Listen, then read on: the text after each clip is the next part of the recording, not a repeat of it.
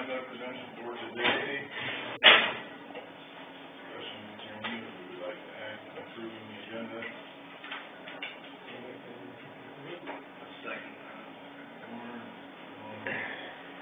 Motion and support to approve the agenda for today. All those in favor, signify with aye. Aye. All those opposed, same sign.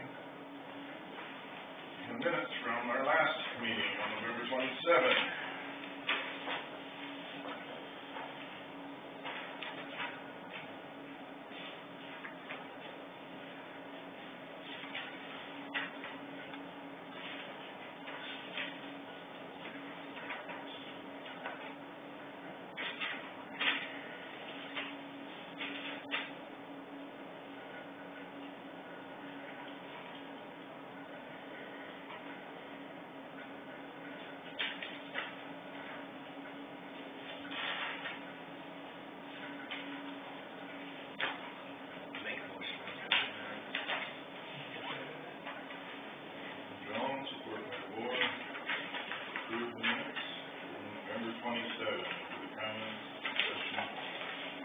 Favor, signify with aye.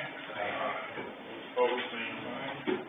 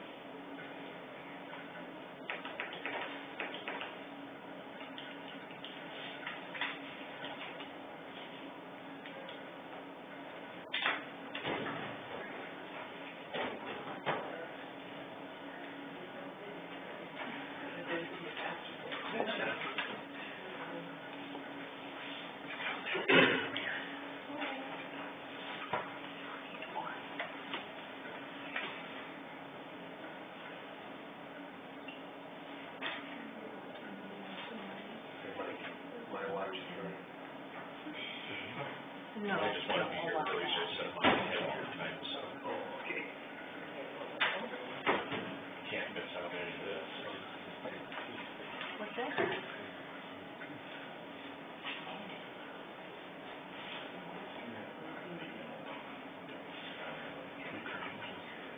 No, not easy.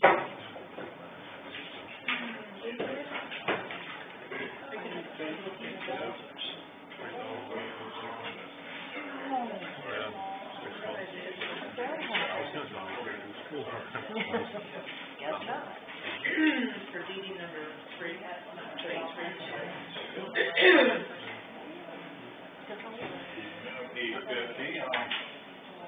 Work around this way for one. We'll start with our auditors, so don't forget her. Business as usual. Busy. How many hours? Huh? How many hours?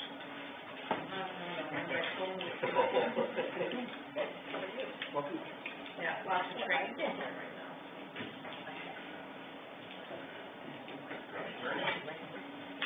So I guess what's new is that we got ourselves a busy juvenile day. We had more juvenile delinquent cases last Tuesday than we've had since I've started to combine. We're doing something new and different. We have a criminal jury trial date coming up next Tuesday, which we may actually use for a change. We have a couple cases that might bleed out, but we'll see if we end up using it. Not really sure. On the civil side of things, Mike had asked me how the Hendricks land transaction was coming at long last, which I admit I've had in the back burner for a while. I did consult with another attorney who does land transactions to make sure that I had everything correct. Got all our documentation in order, and I drafted 2 quick claim deeds, which I sent to the Hendricks family's attorney. So we have at long last made progress in that. I apologize for having that in the back burner. And besides that, we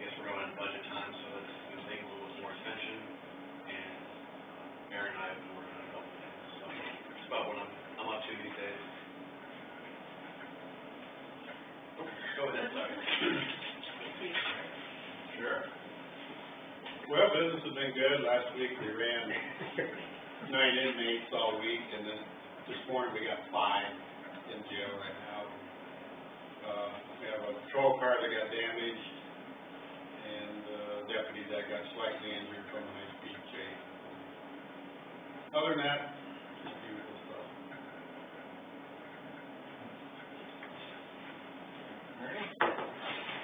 Keeping up with the snow and maintenance, nothing too major right now, so moving along. Mostly keeping us busy with renewals of snows and ATVs, which are due by the end of the year. Yes, all ATVs and snowmobiles before December 31st. Boats will be April 19th, so anytime after January 1st, you can come in and renew your boat.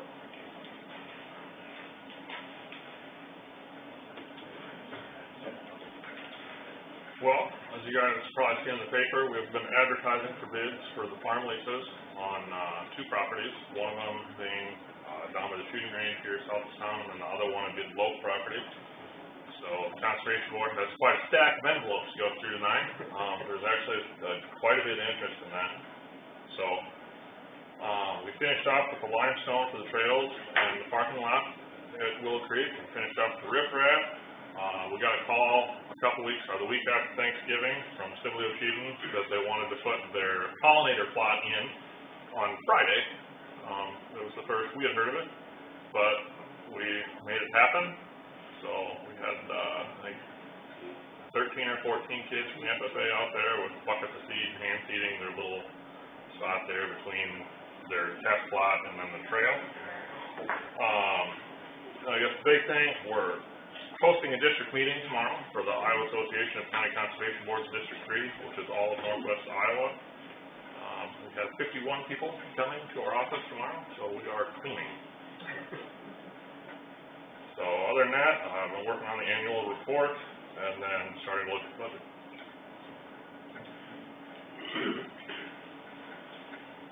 Could you give just a little bit of background on the ambulatory permit policy and what that process was like? Or, is that something that you, I'm guessing you consulted with the attorney and that wording?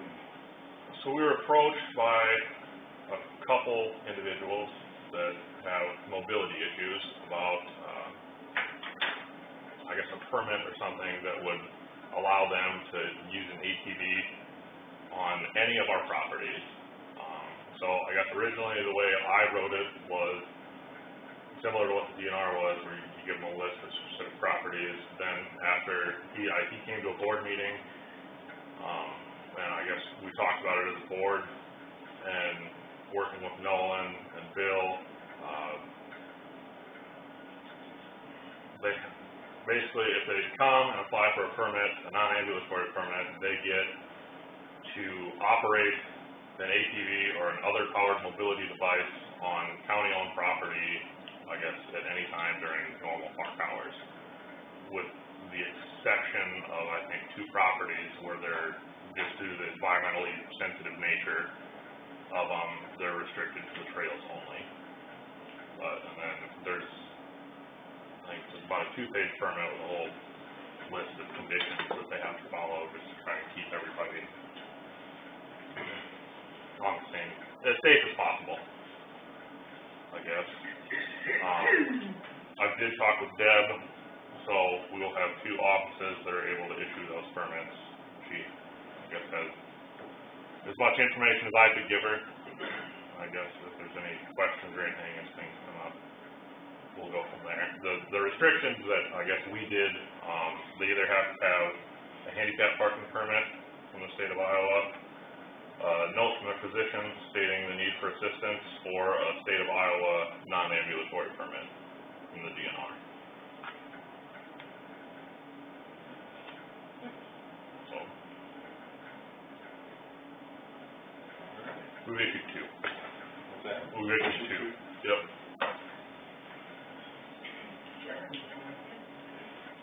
Business as usual, we have Vanguard in town today for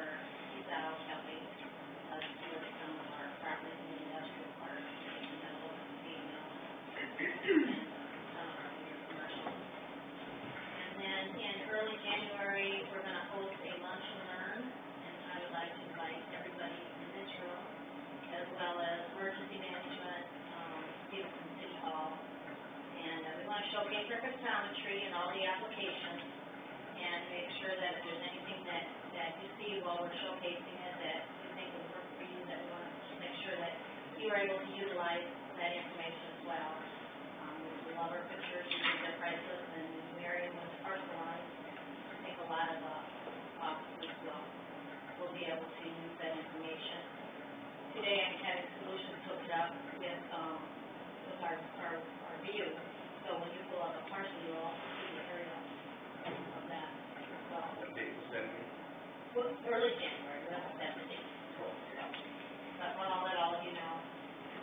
Encourage you all to come, because I think everybody will use it in some way, shape, or form. So, All right, guys been plowing snow, cutting brush and trees and the ditches and all that, get things cleaned up.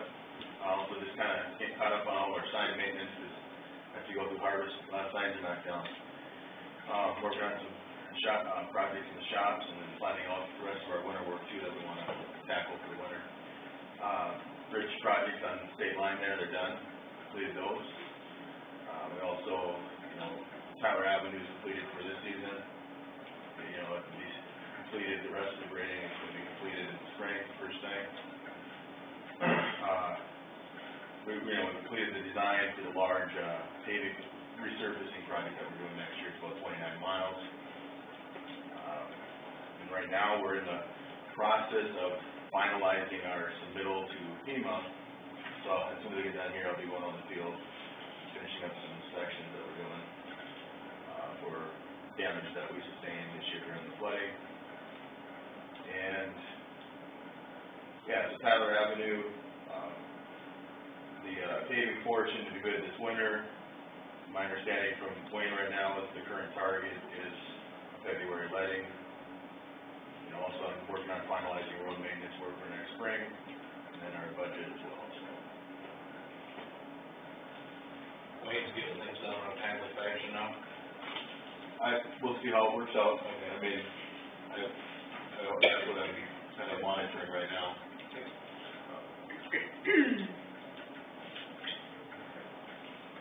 And by request, his last meeting with us.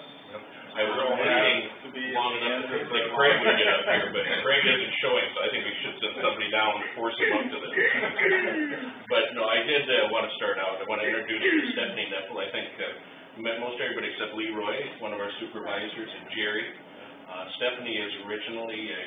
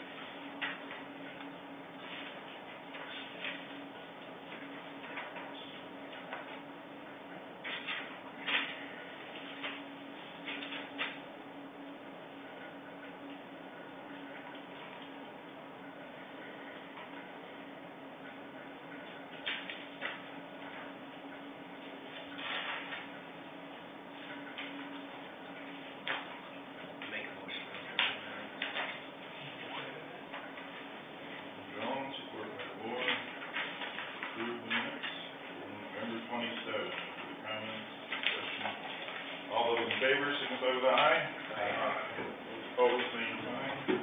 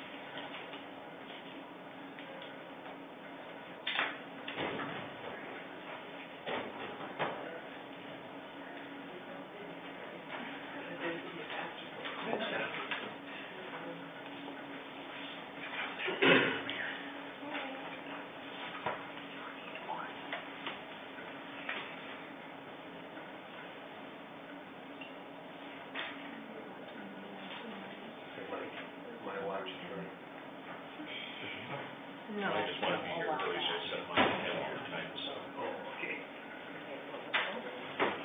Can't miss out any of this. What's that?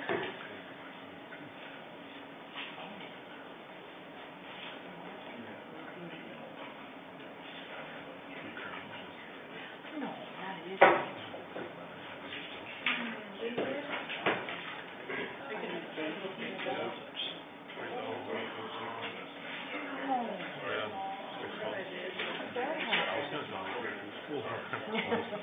Guess not.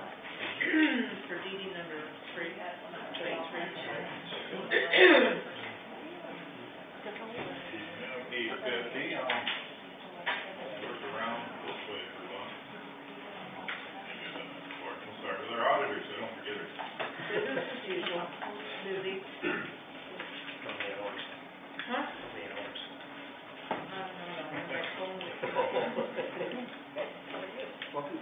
Yeah, lots of training going on right now.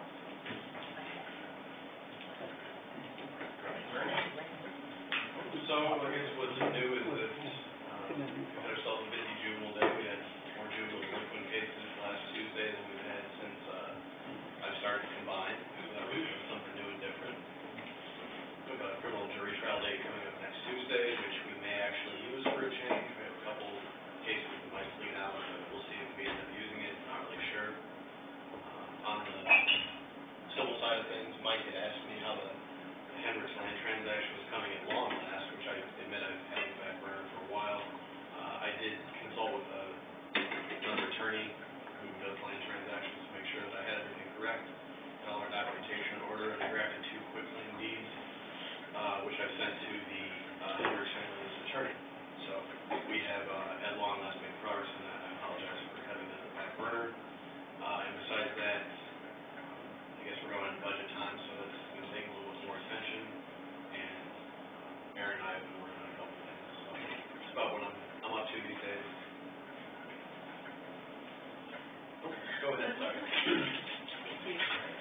Sure. Well, business has been good. Last week we ran 9 inmates all week, and then this morning we got 5 in jail right now.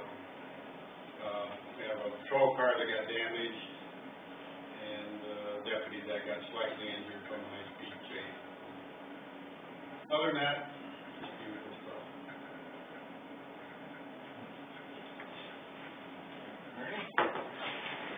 Keeping up with the snow and maintenance, nothing too major right now, so moving along.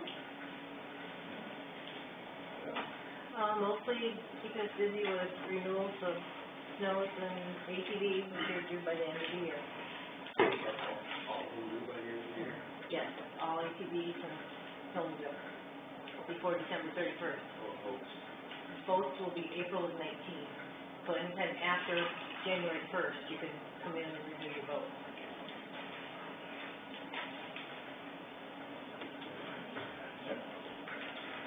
Well, as you guys probably see in the paper, we've been advertising for bids for the farm leases on, 2 properties. One of them being, down by the shooting range here south of town, and the other one would be the Lowe property.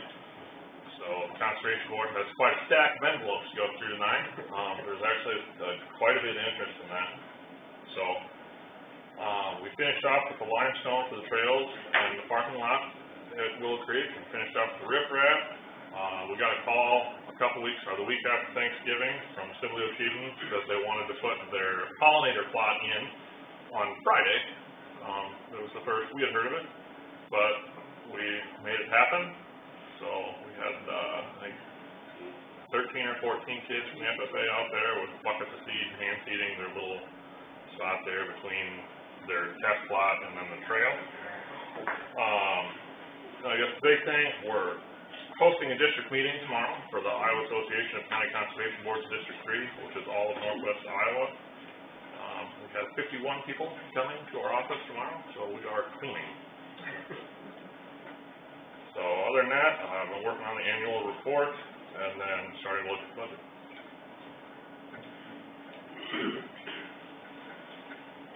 Could you give just a little bit of background on the non-ambulatory permit policy and what that process was like? Or, so some minutes I'm guessing you consulted with the attorney and, that wording. So we were approached by a couple individuals that have mobility issues about, I guess a permit or something that would allow them to use an ATV on any of our properties.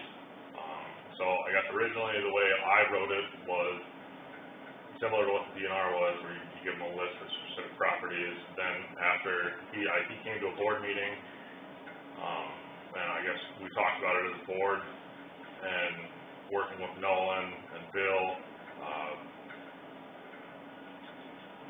they basically, if they come and apply for a permit, a non-ambulatory permit, they get to operate an ATV or another powered mobility device on county-owned property, I guess, at any time during normal park hours, with the exception of, I think, 2 properties where they're, just due to the environmentally sensitive nature of them, they're restricted to the trails only. But, and then there's, I think it's about a 2-page permit with a whole list of conditions that they have to follow, just to try to keep everybody on the same, as safe as possible, I guess. I did talk with Deb, so we will have 2 offices that are able to issue those permits. She, I guess, has as much information as I could give her.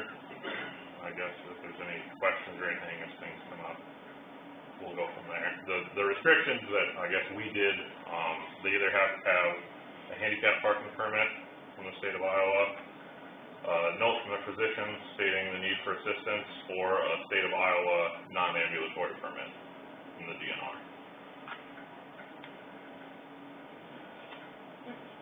So, we've issued 2. What's that? We've issued 2. Yep.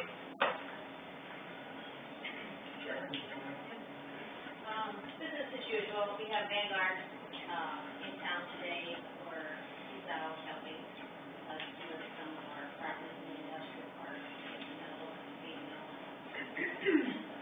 our commercial. And then in early January, we're gonna host a lunch and learn, and I would like to invite everybody in this room, as well as emergency management, people from City Hall. And we want to showcase our pictometry and all the applications, and make sure that if there's anything that you see while we're showcasing it that you think would work for you, that we want to make sure that you are able to utilize that information as well. We love our pictures, we think they're priceless, and marrying with our forums, I think a lot of offices will be able to use that information. Today, I'm having Solutions hooked up with our view. So when you pull up a parcel, you'll also see the aerial of that as well. What date was that again? Well, early January, that's the date. But I'll let all of you know. Encourage you all to come, because I think everybody will use it in some way, shape, or form. So, Howdy. Guys been plowing snow, cutting brush and trees and the ditches and all that, get things cleaned up. Also just kinda get caught up on all our sign maintenance, 'cause after you go through harvest, a lot of signs are knocked down. Working on some shop, projects in the shops, and then planning out the rest of our winter work too that we wanna tackle for the winter. Bridge projects on the state line there, they're done, completed those. We also, Tyler Avenue's completed for this season. It can be completed, the rest of the grading is gonna be completed in the spring, first thing. We completed the design for the large, paving resurfacing project that we're doing next year, it's about 29 miles. And right now, we're in the process of finalizing our submittal to FEMA. So as soon as we get done here, I'll be going on the field, finishing up some inspections that we're doing, for damage that we sustained this year during the flooding. And, yeah, so Tyler Avenue, the paving portion to be good this winter. My understanding from Dwayne right now is the current target is February letting. Also I'm working on finalizing road maintenance work for next spring, and then our budget as well, so. Wayne's getting things done on a timely fashion now. We'll see how it works out. That's what I'm kind of monitoring right now.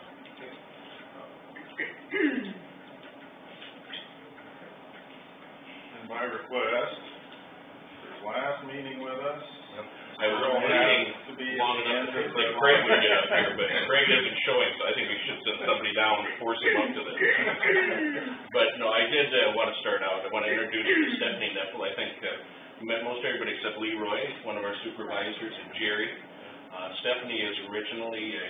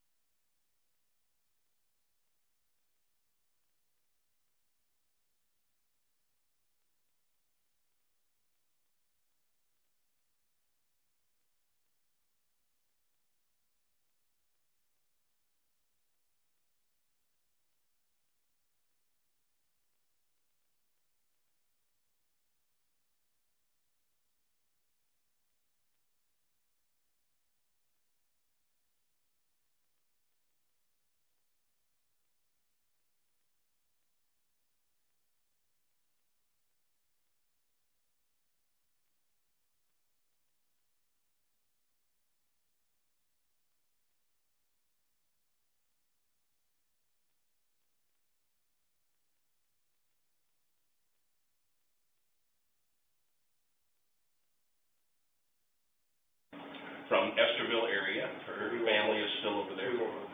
Well, we tried. I know what it's like to be on a neighbor position. But she's done some world traveling and whatnot, and actually was just down in Kansas City area, and was in the economic development office down there. She's been with us here for a week. She'll finish off this week now, and then, she takes off for 2 weeks, and, starting the first part of December, or January rather, she will take over full-time as director there. So appreciate if you welcome her and treat her in a kind and wonderful manner, just like you always have there, but, appreciate that. Anything you want to share?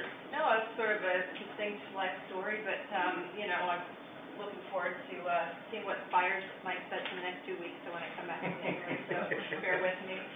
But no, it's been great, already a week or so, kind of getting to know people and doing the rounds, and, yeah, I did go to school in Sioux City, so I know what 60 used to be like, so it is quite different now, being back in Sibling, kind of seeing what's new, so I've been enjoying.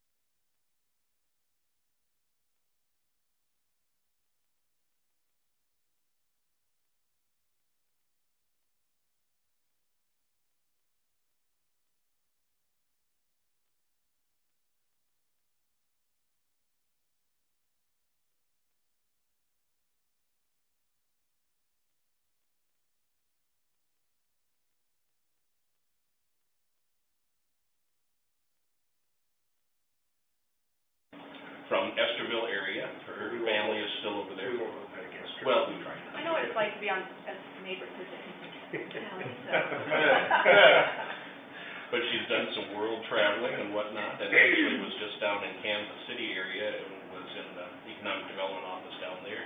She's been with us here for a week. She'll finish off this week now, and then, she takes off for 2 weeks, and, starting the first part of December, or January rather, she will take over full-time as director there. So appreciate if you welcome her and treat her in a kind and wonderful manner, just like you always have there, but, appreciate that. Anything you want to share? No, it's sort of a distinct life story, but, you know, I'm looking forward to, seeing what fires might set in the next 2 weeks, so when I come back in January, so bear with me.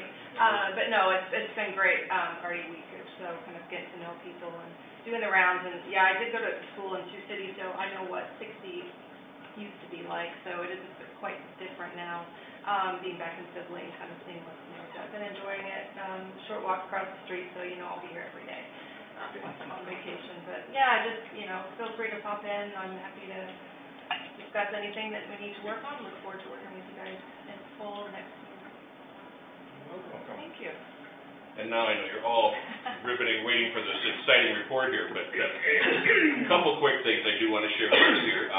Chuck Benz has been out to Hawkeye Point. He did get all the water lines into the campground, so we do have 12 sites out there that have, water hydrant at each of the sites. Also, then we did have the 30 and 50 amp circuits out there for each of the sites as well. So want to thank Nick and his crew. They were very instrumental in making that happen as well. So that worked out pretty good. We're looking at, I know we keep pushing it back, but we thought with Stephanie joining us here, we're going to launch the new OCEDC website after the first of the year, and so she can kind of put her imprint on that as well. So that'll be coming probably in January or first part of February, sometime there. As far as Osceola County activity, the North 40 up there, we'll be talking about it a little bit later, but we have a local business person that wants to build out on lot number 4 out there, and so it's kind of exciting to see another building going up. Should you guys approve that today, he's looking at hopefully building this next spring, and so we'll kind of get into that as well. Alisa Boer is working in her shop down here by the Sibley Industrial Park, down by the water tower. Also, Dodens have the cement poured and are going to start winter work on their building out there as well, and that's for their pallet refurbishing business that they have. They kind of go around, pick up pallets, fix them, and then reselling and stuff there. Ocheeden, a couple of issues. I think last month I reported that the spec house had been sold. I probably jumped the gun a little bit on that. Just prior to the closing date, the gentleman changed jobs and lost his bank financing, and so that house is now up for sale once again. However, I talked to Arlen yesterday, and he said the bank said as long as he, keeps this job that he has now for 6 months, they can reapply at that time. It was just kind of a fluke in the financing. I think the couple is still interested in the home, but we'll see what happens there. They have started on the second 3-bedroom home. They've got the basement in and started flooring in on that. I haven't been over there this week, but Janet, do you see anything happening on that outside of the floor levels going up? No, I really haven't. Okay. The floor is all good. Is all on, okay. I know Gary was working on it the other day when it was kind of snowy and stuff over there, and so he's gonna probably be putting everything up this winter on that. So that'll be another nice addition to that housing project over there. The mill, Aaron talked a little bit about that. They don't like you to drive on Tyler Avenue. I tried to bring my minivan down there, and that probably wasn't the wisest choice. I just wanted to see it, thought I could get away with it, but you can't, so don't do that. So it's not the wisest choice to do, but they've got the gravel and stuff in the road. It's actually looking pretty good. They've got the culverts and stuff going in, and then the south mile is pretty well taken care of there. So as he mentioned, the bids will be coming out hopefully this February or so, and we'll see that project going along. As far as the mill, I talked to the guys over there. They are still planning a late December startup date to start doing the flushing. I think he said December 31st through January 1st, and then they're hoping to have it open for business in January with an open house sometime in February. And Mike has kind of talked a little bit about having the governor up for that and some of our local political officials that have kind of been involved in the process. So if you can kind of keep that in the back of your mind sometime in February, I think that would be a nice gesture to have as many people there as we can for that open house as well. A couple other things in Ocheeden. I talked to Arlen a little bit about their city hall. We haven't talked about that for a bit, but just to give you an idea of what they've been doing the last year or so over there, they've got the bathrooms in now. They're all handicap accessible on the main floor. The painting's all done. The AC is in. All the windows are updated there. They've purchased over 200 new chairs, and they have new tables there as well. And their final plan is to replace the auditorium and the stage flooring in the near future. But the one thing Arlen shared with me too is they've seen a lot of increased usage since they've started the upgrades there, and I think that's going to be a real plus for the Ocheeden community as well to have that there, and also for our entire county for a variety of different events. But they've done a super job over there, and it looks like it's really coming along. In Ashton, I talked with Andy the other day, and they're finishing up work on the Freedom Rock down there. It's in the park just to the east of the town there, the city, where the ponds are over there, if you haven't been down there yet. But in short, what he's saying is they plan to have an official unveiling ceremony Memorial Day, this next May, following the county-wide celebrations that they have in each of the other towns there.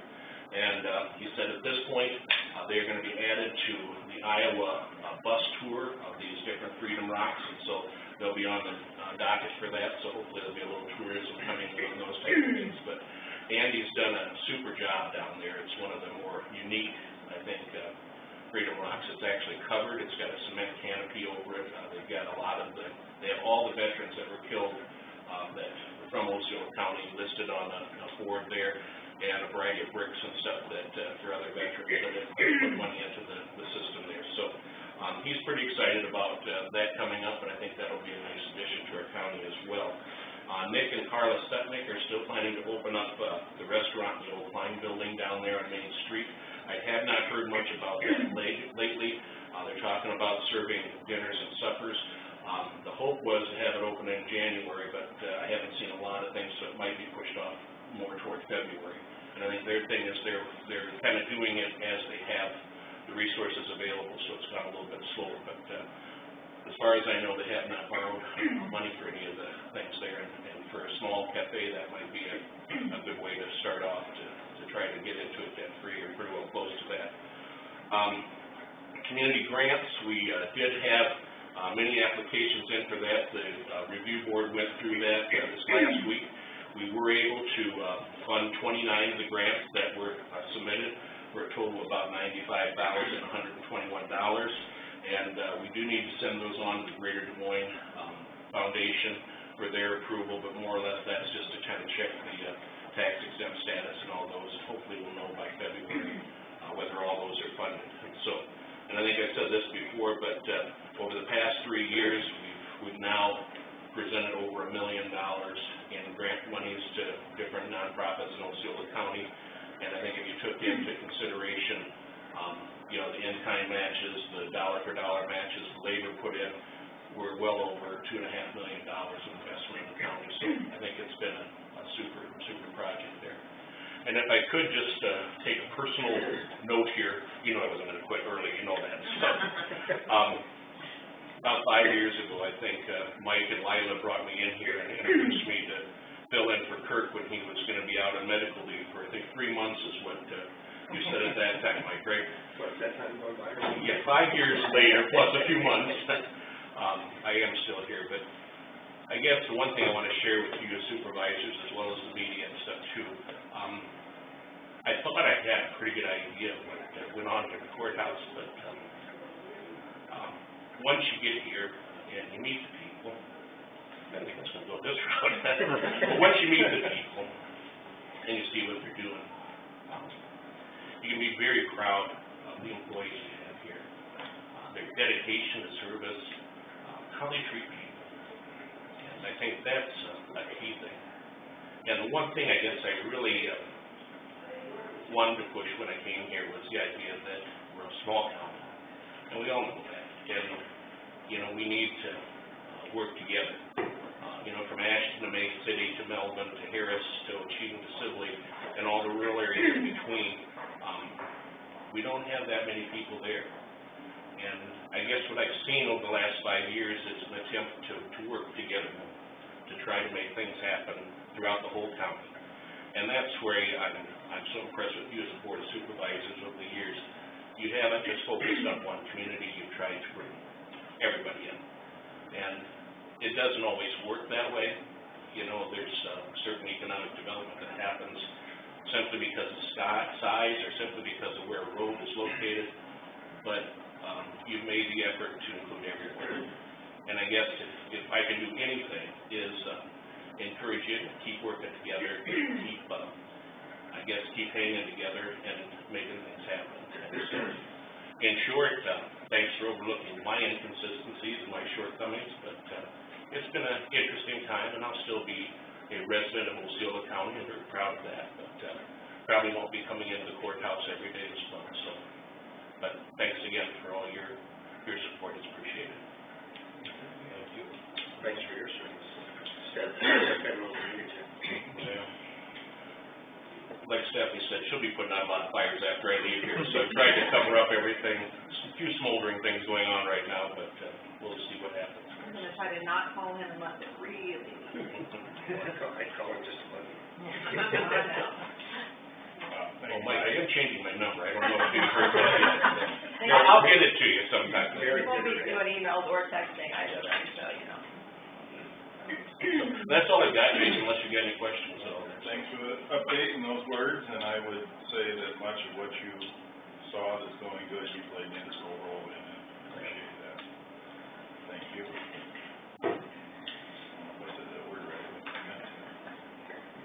All right, thank you guys. It looks like our roles are provided by Mr. Bohr this morning, so feel free to enjoy. That was the attempt. Yes.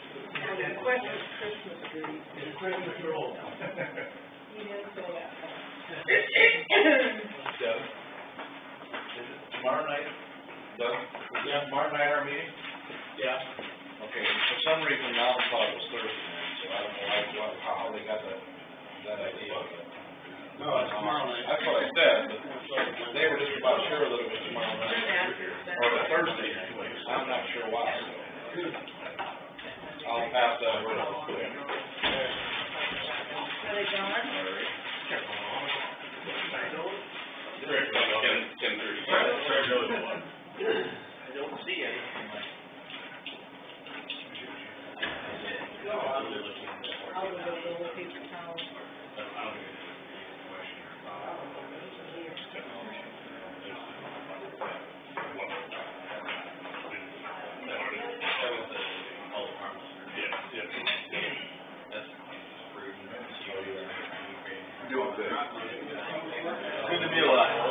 Life is good. Yes, yeah, exactly. You providing the update or any background on the purchasing of rock chips or upcoming steel coat project? Yeah. Oh, yeah, that's fine. It's just a general discussion I would want to have, because it's kind of a lot of material that we're looking at drawing.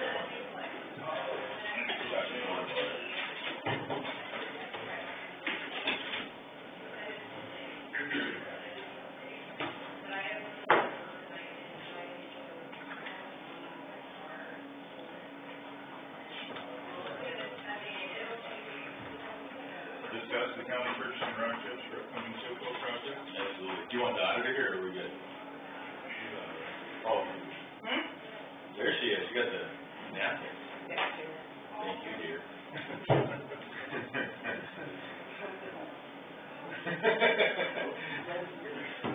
I've learned. Probably several of them, you know.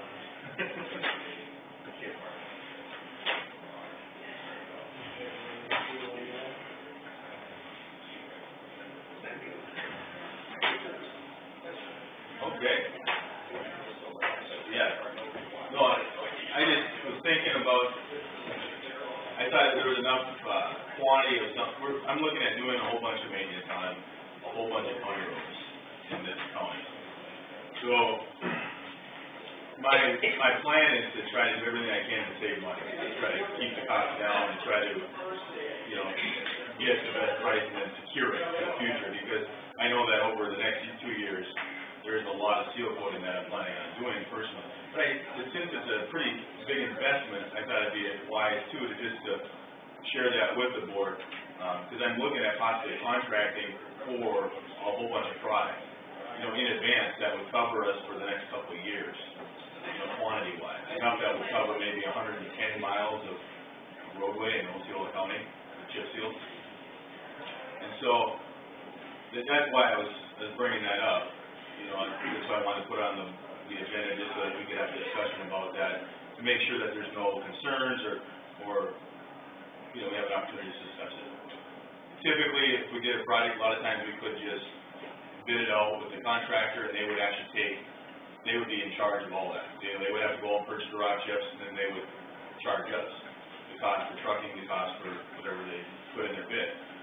You know, after talking with contractors and also being very interactive, so I've gone out and consulted with all the different quarries that have the product that I'm looking at. I am seeing inflation in some of these different places, and they're having lack of, you know, product, and I think I found a place that has a really good price, you know, for the chips themselves.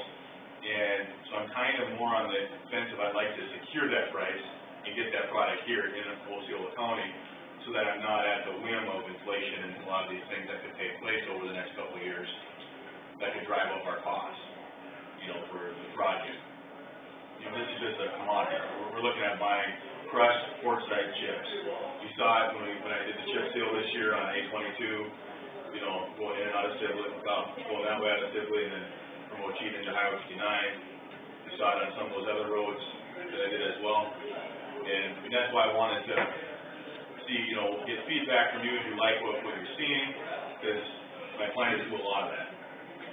A lot of that. Year supply, Aaron? This would actually cover about 2 years' supply. 2 years? I mean, I can do less, but I actually want to do more because I feel the price is really cheap. Like, right now I got a quote for $9.25 per ton. I'm still working on the trucking cost to keep that down, but the price of that product that's very reasonable for that. It's 100% crushed material. I mean, it's a very high quality rock chip, you know, for a chip seal. It's something that actually would add structure to your road too, long term, to keep my doing it. And are they predicting how much it's gonna go up? Yeah, it went up 5% from last year, and I can see it right now, this next season, it's gonna probably be more into that. Well, I can tell you, I got quotes from other places that were like $13 a ton. You know, I got out of Minnesota too, it was more, and yeah, it's more. Where does this come from? Sioux Falls, concrete materials. And I guess I'm just looking to get some feedback from you, like if you want me to continue to work toward that and contract for it on behalf of the county to, you know, make this stuff happen, or if you have some reservations or anything like that, because in the end, I could contract up to maybe $500,000 worth of rock chips, which is a significant amount of money, you know, that I'd be looking at doing. Do you have the money in your budget? Oh, yeah, no, it's there. It's there from, so I was planning on doing a chip seal project for it, and that's, you know, 25% of the cost, the chips, rock chips. The rest is the labor and the equipment and then the oil.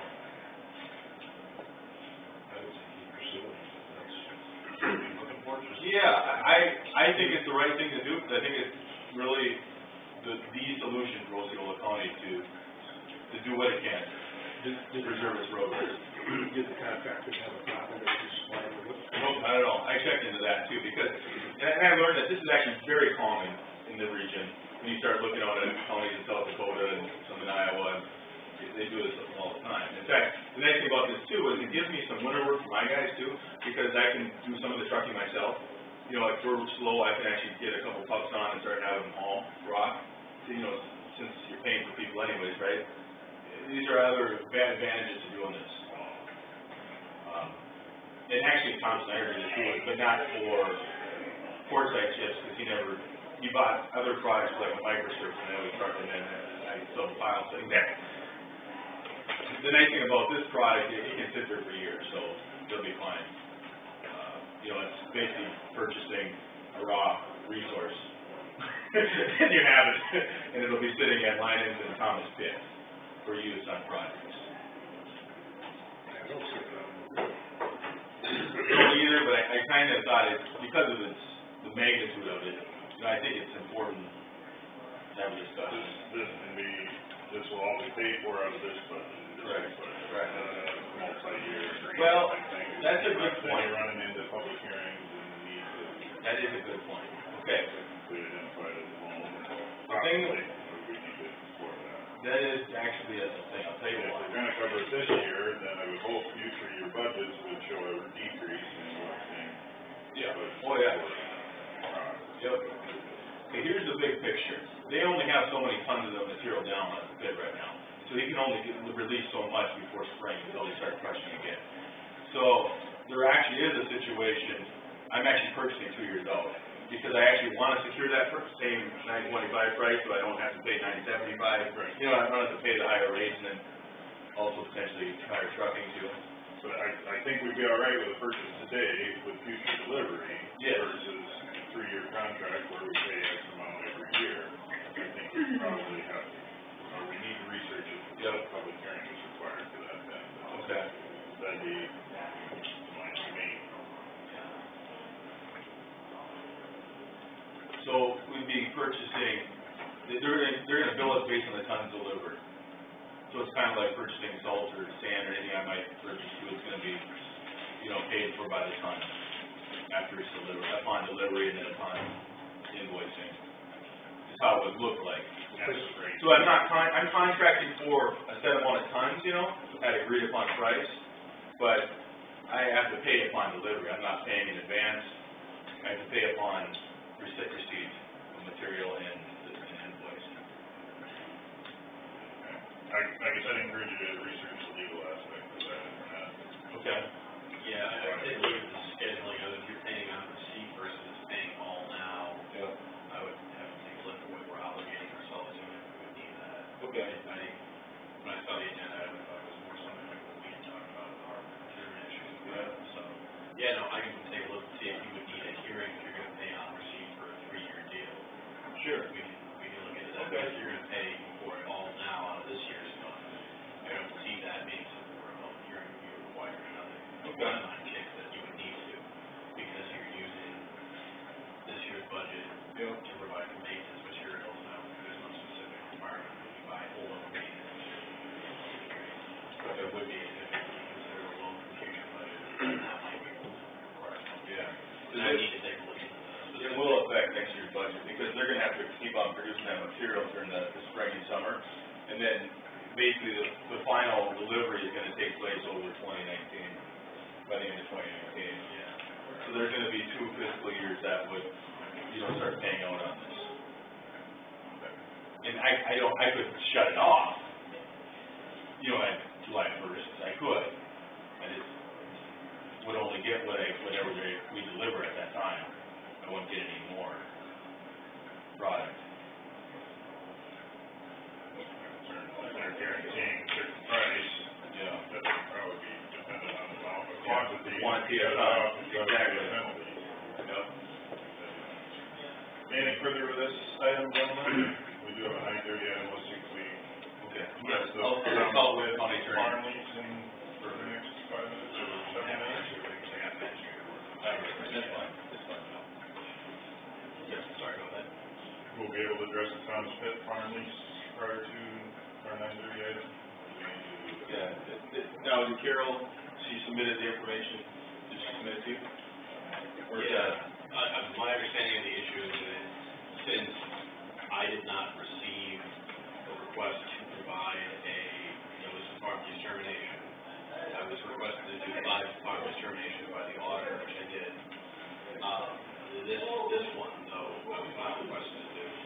So I talked with Carol and talked with you, and it seems like our best option, correct me if I'm wrong, is to re-let it with the understanding that the current lessor would like to lease it again, and they just need to go through the letting process again. That's my understanding. But did he have a 3-year lease on it? Yeah, Right. that's expiring, right? It's expiring, and we didn't provide. No, because it'll expire next year. It hasn't expired. I think it would be something like it will expire next year, but we may have already, since I wasn't asked, I think we might have missed the date on which to renew it. Oh, okay. Yeah, this was something where I saw the lease, I wasn't asked to do a termination on it, I was just asked about how we would redo it. My answer was that we would need to go through the letting process again. Well, if he has a 3-year lease on it, then he's got it for next year. Yeah. We can tell him, well, that doesn't make any difference. He had a 3-year lease. I think he's only had it 2 years. Yeah. I'd have to go take a look at it. Carol put it together, I'll be honest, so I mean, she knew that's coming up, and so I know that she Yeah, wanted to. in my answer, I don't know what the dates on the terms were, so I'm not gonna, I don't know what the dates on the terms were, but I had a conversation with Carol, I had a conversation with you, and my answer was that we just needed to re-let it, and then it would all be okay if we went through that process. I would need to take a look at the specifics of each document, I'll look at my emails and see if I had it, but I don't think I saw the specific lease or the whole date on which, I don't think, maybe I was, but my answer is that you just need to re-let it, if that's the case. Good. I mean, can't we approve 1-year leases without Public hearing? public hearing? Yep. So if the timing is of the issue, we could extend it 1 year. I'm so confused. I'm not sure. He has a year left on his lease. We'll take a look at that, and if that's the case, then. He's got a year left on his lease. There's nothing we can do about it. No, I agree, I haven't seen it, so I don't know. I think They're they're saying that. I haven't either, it might have something to do with the renewal rate as well, if that's the correct date and time when it expires, maybe we're talking about how we're best to do it, so maybe it's not clear. You're talking a year from now. If that's the date, then that's the date, yeah. All right, thank you.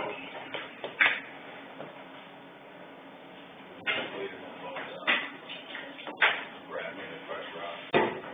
Rock chairs. Yeah, and I thought that they did the FID, they do for a year, or paying for his liability. Usually you can either issue the same thing, because the shortfall is great.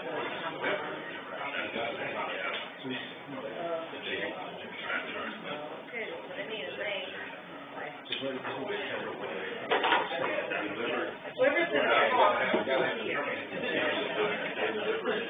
Carol sits up February 20th. I know, that's just what she said. Right, but thank you very much.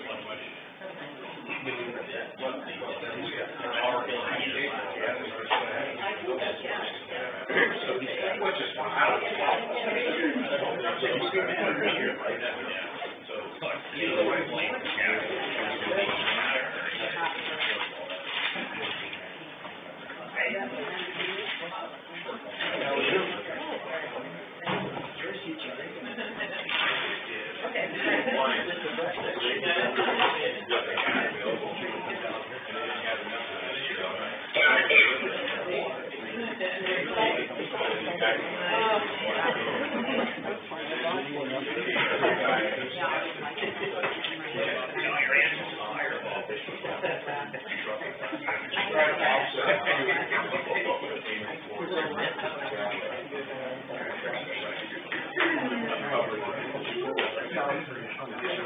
Right. black tires.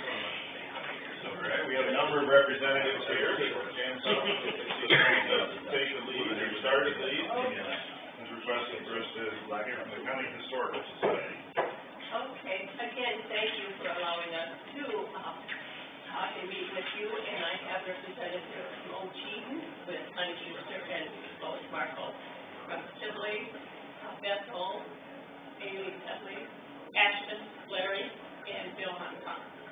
So because we are a historical society, we have all three areas. We join us in requesting funds from you for our project. And why are we here? We're requesting funding from the Osceola County supervisors for the three museums. We have three museums that are operating in Osceola County, and they are the Ashton Keyboard Grocery Museum, McCollum Museum in Sibley, Iowa, and Tracy House in Ocheedan. And the Osceola County Historical Society, which we're all a part of, was formed in 1975 as a nonprofit through the state of Iowa. And our museum, McCollum Museum, began in 1941. Tracy House was established in 1976. And Keyboard Grocery was established in 1989. So we have different dates for us being established. And also another problem that we are having is that most people are not interested in history until they're 60, 70, or 80 years old. Well, that's time for really retirement and whatever. And so a lot of our membership is getting older. They can't do the things physically, maintenance, mowing the lawn, taking care of leaky roofs, or whatever that they used to. And so we're trying to recruit younger people, and we've had success, but a lot of younger families are very busy with sports activities, church activities, and so forth. So what we find that we are struggling to pay funds for some of the needed maintenance. And in my world, maintenance is everything. And so, and I understand that you don't provide funding for operations, but we have projects that we need to have done, crucial projects for our museum. And I also like to point out to you the impact that our museums have on Osceola County. I think it is one of the most valuable resources that we have. We are only three places. We used to have Melbourne, that history is preserved. So if anybody wants to donate something from their family, they either come to McCollum Museum, or if they have something from Ocheedan, I send them over to Barb and Lois and that group over there, or something from Ashton. We send it over to Ashton. And so we accept only things from Osceola County. And we don't accept, I lived over in Rock Rapids and whatever. We don't. We have to make it Osceola County history. So when we accept something from you folks, we put it into the best circumstances that we can. It may be up in your attic for 40 years gathering dust and freezing and getting hot, but once it comes to our museum, we try our best to put it in the best temperature and relative humidity conditions. And I know that for us at the McCollum Museum, we have those conditions. I keep the museum at 65, maybe 67, 68 degrees. Except when we have meetings, we do turn it up. The relative humidity is 45 to 55%. So these objects are stored, and we are required really by the American Museums Association Code of Ethics. So that when we get something, we have to take the best care of it. No matter how you cared for it, but once it comes to our possession. So that means also putting it into archival safe boxes. tissue paper, and also, photograph plates. And I'll just show you something that came to me from Worth County Historical Society. I don't know where that is. But please come to us. And I'm sorry, I have it in this plastic, but once I get it to the museum, I am sure to put it into archival sleeve. I've never seen this before. This is, and I'm gonna pass it around to you guys, so just take a hold of it from the edges like this. It's the foil for our hands and arms. But it's the old Rock Island Line Railroad Station water tower, and it just landed at my doorstep through Worth County Historical Society. So this is something I want to prepare and save forever for our generations, because we do have people coming to us asking about their relatives. What did my relative lived here over in Viola Township, and he owned property, so on and so on. So we have flashbacks we can show. So we have everything that we can show them about our history. So and this has 2 cents on it, so we think it's about 1907. And then here's another one with the 3 churches. The 3 churches were just wonderful. We have this example, but this we don't have. So I'm really excited about this one, and I'm going to share that with the board. So anyway, whenever we accept something, we do have to store it properly, and that takes money. And when I'm talking about costing money, okay, the big textile boxes that some of you have seen that I get out to show textiles with, about 40 years ago, they were about $5 a box. Now, they're about $36 a box. So when you mention archival, think triple. So, and we are also a destination for tourism.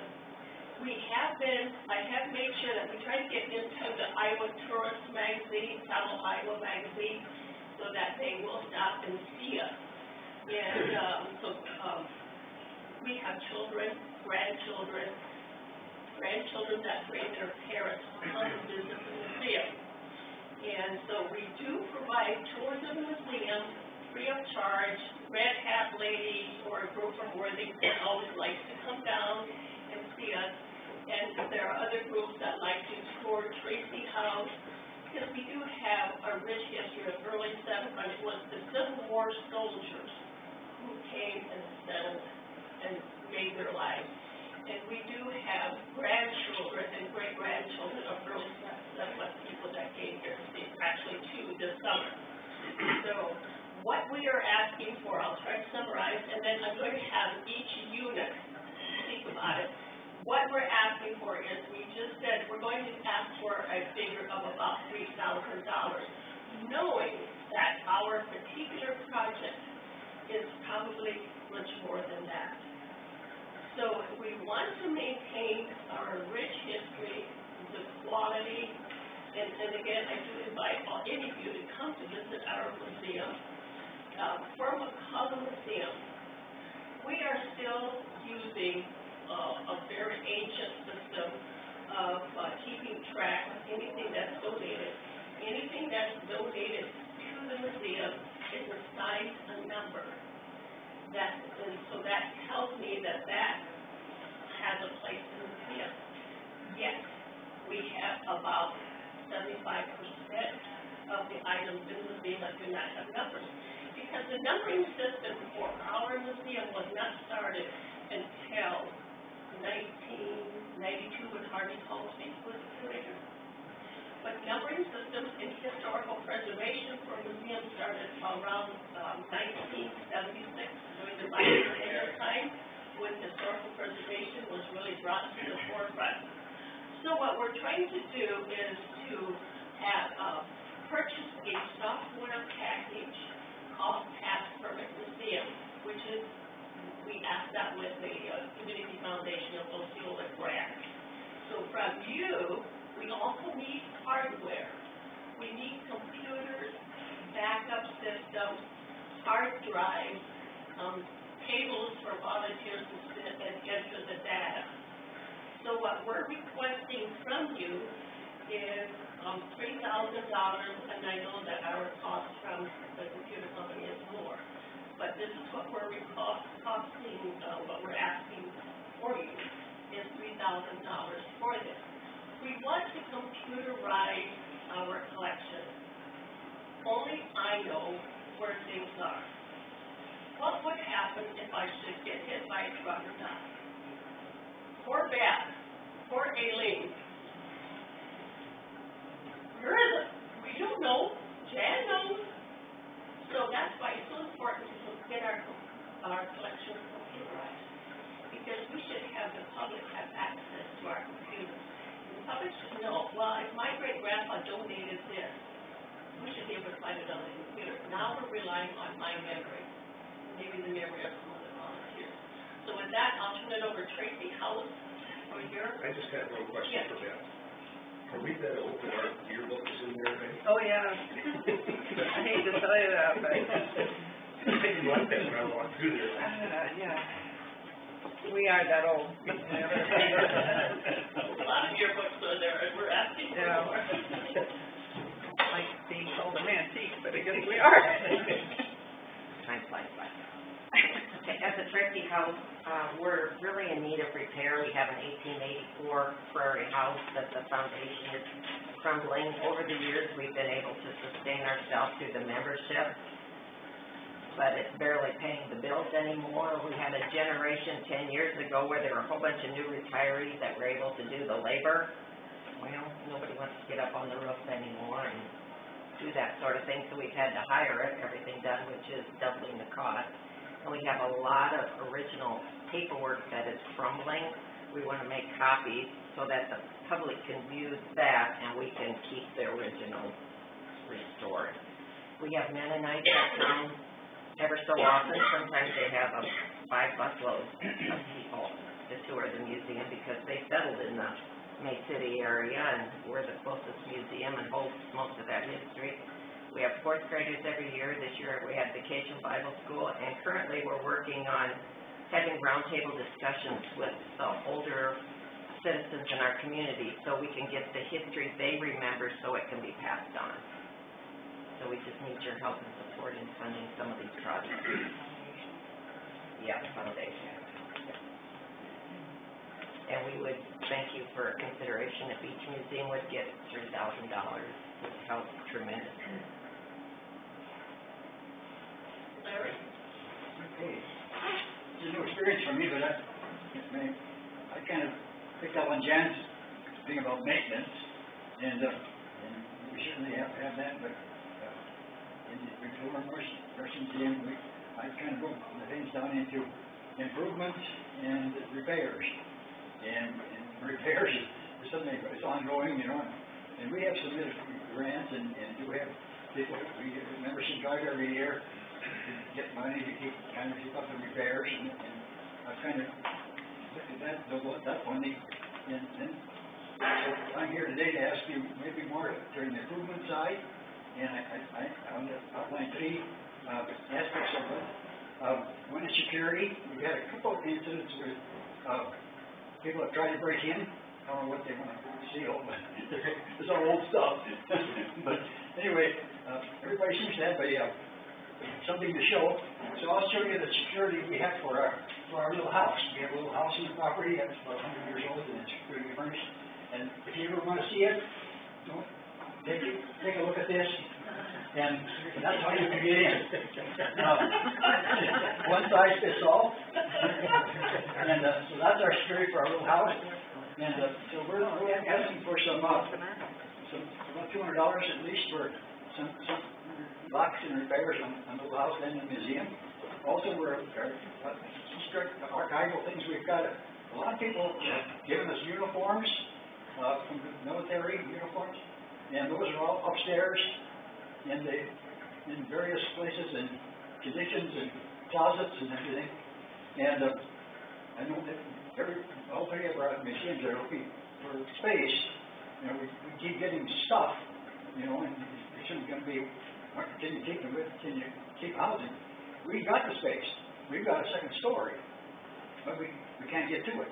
We can, but there's a 30-inch staircase and that's about it, you know, it's not very conducive, it's certainly not for people. So, the other thing we're considering is a lift for that staircase. I've done some, talking to, Wheelchair Dynamics, a friend there who sells these things, and it's possible to put a lift in there. Depending whether we buy new or buy used, $2,000 to $3,000. We're just a bare bones lift, nothing fancy, you know, but it would get you up there.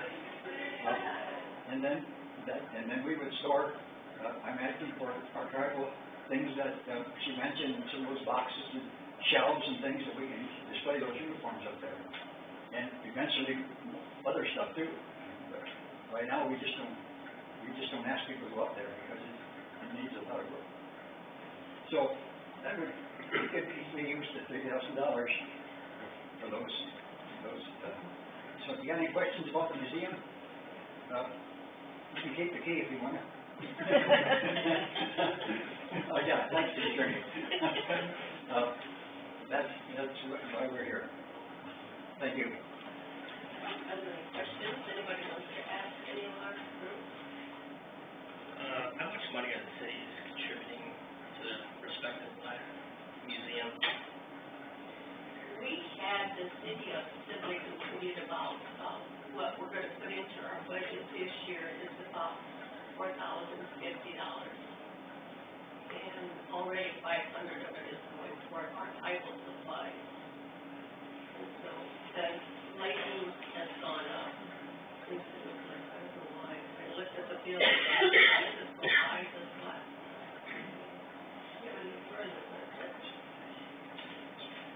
We keep on getting, we're just bursting at the seams, and I'm gonna have Jeff just briefly allude to something.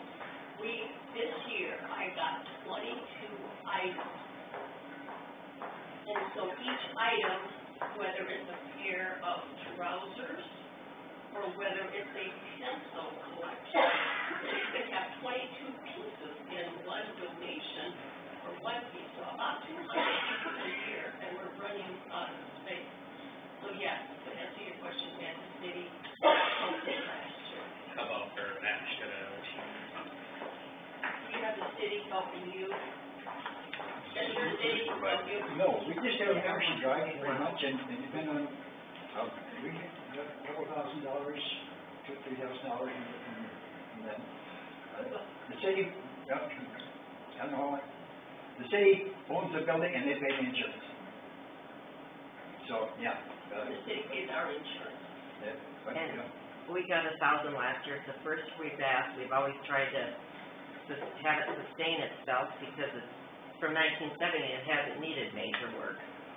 It's kind of, we got enough for membership to pay the lawn mowing, electricity, et cetera, and so we asked for the first time last year and got 1,000. Have you guys applied and gotten community grants? Yes. Yeah. And that's a We little. apply almost every year, Sure. except for about 3 years, we did not get any. Do you do any other fundraising throughout the year?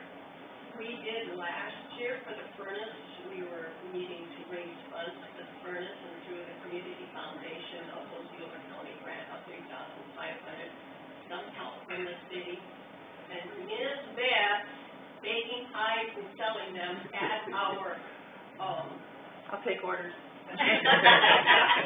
So what we did, we gave our program, so we have programming in the summer. And so we used the programming as fundraising, and last year, Beth got the idea of selling pies, auctioning off pies, as you would at a country school, meeting. And so we raised with that and the money jar. We have a money jar, so we're asking for money, kind of like directly.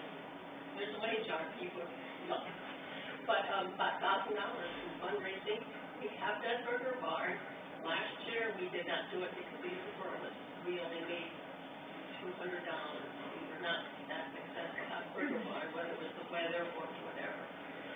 We're in the process of, in the spring, trying to apply for a grant through the State Historical Society of Iowa, but we were rejected, or I could not continue the grant because we did not have a strategic plan of how the College Museum, Wheeler County Historical Society will look in 5 years.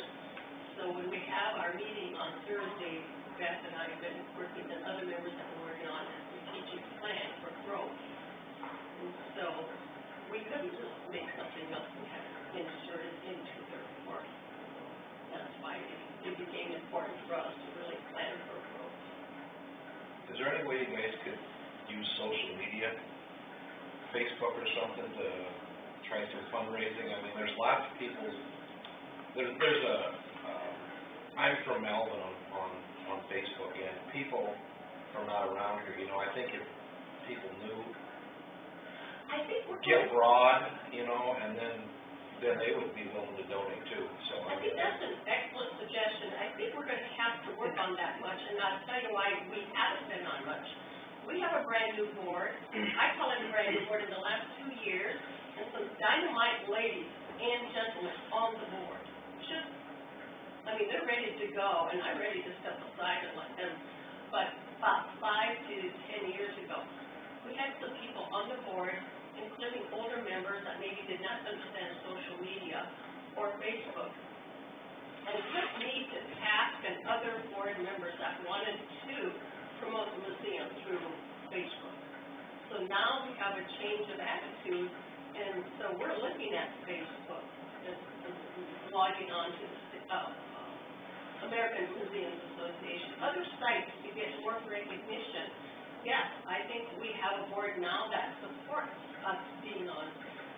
The only thing I will not let people do is take pictures of some of our FEMO donate objects, like the Herman Bell.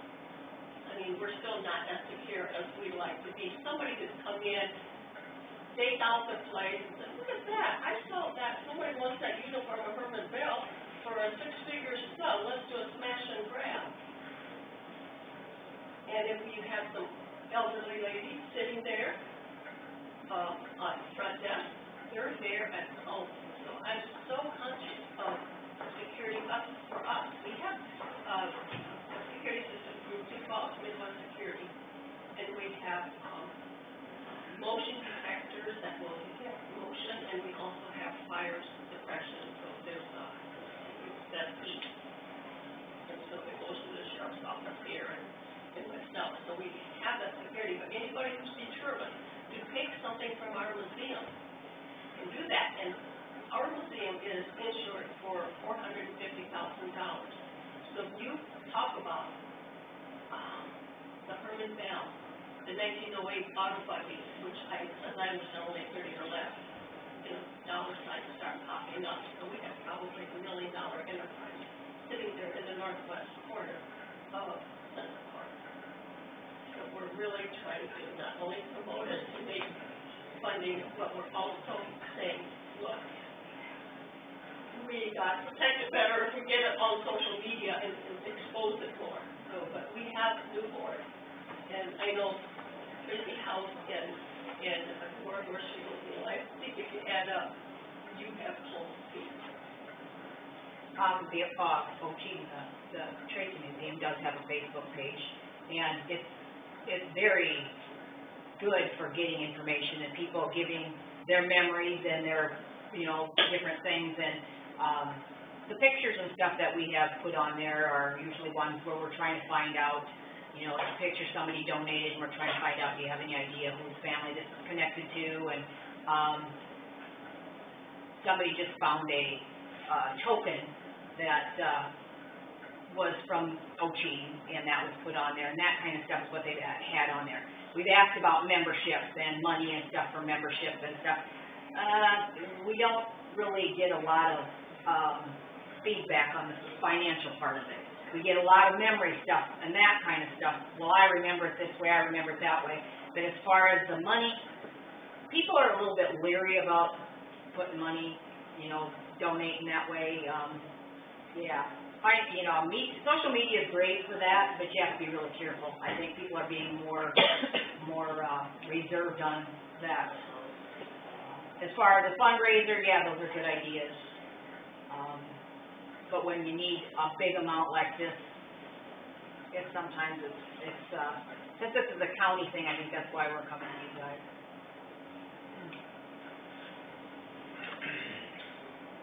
what's the accessibility to the public? I mean, is it only by appointment, or? We are open in the summer on Sundays from 1:30 to 4:30, in June, July, and August. And I'm there from April through October, 2 to 4 on Tuesdays and Thursdays. But if you drive by the museum on Tuesdays and Thursdays on November, December, January, February, March, you see my white car there too. So I'm there, and if anybody wants to come in and look around when I'm there, that's fine. And we give tours by appointment. People have called me this summer and said, well, I'm in town, can I have a tour of the museum? So we're very accessible, family members stopping in and touring. Yeah. So like during these slow times of the year, do you guys coordinate with your local school districts to bring kids in to? We have third grade tours in May. And Beth and I even talking about putting together like a traveling truck of items that we can take to the school. This is the McConnell Museum and other museums going into the school. This would have to be coordinated through the principal and the specific school teacher too. So do you guys reach out to those school districts to make them aware of what you've got as far as to educate the kids on their area? Can I speak? Yes, in fact, I'm a former teacher. So I have talked to our principals about getting more kids into the museum, and I said we will gladly make the lessons fit with the Common Core, and this type of thing. And they said, give us a little time, or in this reorganization state with the board and so forth. But that's one of our major goals, is to be more visible in the community, to interact with kids, families, and educate, so forth. So that is one of our big priorities in our vision. So are you guys like coordinating with Harris Lake Park, since that's right down the road from Ochini, to coordinate things to bring them over? See, Harris kind of has their own, I think Harris is trying to work on some of the stuff their own. I know I was talking to some of their people, and they're working on, they've got a couple buildings there that they want to start working on, they're working on them now. Pull in, and think we will work on getting them into our historical society. I think that would be a good addition. And I'm sure they should be coming to you guys to ask for a little help on that too, because they've got the grotto and they've got some other stuff that really needs to be preserved. And I think, Harris is they need something to revive themselves. And I think that's a good start. And there's a lot of history over there. And we do have a lot of Harris history. I've been in there, I've seen a lot of Harris history, so I was wondering if you... Yeah, we've got a lot of Harris, and we've got a lot of May City stuff I know in the museum. So, yeah, I think, like you were saying, we've had the school kids over, quite often. So like Hartley, Melvin, Sanborn, where's the Melvin history end up at? It was at the public library, but I think now we're accepting all of Melbourne districts, just because we want a safe place for it. If Melbourne would ever want to start a museum or, I think it was in the library. It's in the library. What little they do have. Little they do have. Mainly school history. School history. So if we have anything in Melbourne, we would love to give it back to you. Right now, we're accepting it just because we don't want it to get thrown away. And you'd be so shocked at how much stuff when grandma died, the kids come and clean out a house and they're overwhelmed, and you drive by and you see dumpsters. What kind of history is in dumpsters? So we're trying to make everybody aware that history, talk to grandparents and say, pass it on, memorabilia, pencil, clock, calendar, anything that has a silly business on it. Have you been to the Higgins Money Museum up at the lakes? The Higgins? The Higgins Money Museum up at the lakes? No, I've been to the Maritime Museum and the Rock and Roll, but I've never had. They have a great selection of Osceola County postcards that I haven't seen at anybody else's museums. Really? That I haven't seen any reproductions of anywhere. they have a really nice variety of them over there. Anybody that's interested in Osceola County history and is in the area up there, but they got them for all the local counties as well, that you can flip through. I guess I want to thank all you ladies and gentlemen for taking your time to do it too. And mainly, especially Beth, I know she's kind of been working with the fair board and the old schoolhouse and trying to get something going. I really appreciate it. Can I put in a plug? Sure. The board at the McCall Museum has realized how overflowing we are with artifacts. So we have proposed to build a new building, an additional building, excuse me, and we would like to make it an agricultural building. My heart dies every time I see a barn being torn down. In fact, this is our family barn. And when I look at a picture like this, to me it's the heart of our community. It's the heartbeat of families. And a lot of these old pictures, you notice, the families have had their portraits taken in front of these barns. I love the concept of the barn preservation, but I understand the financial part of it too. But what happened in these barns and with these families is being leveled right along with the barn.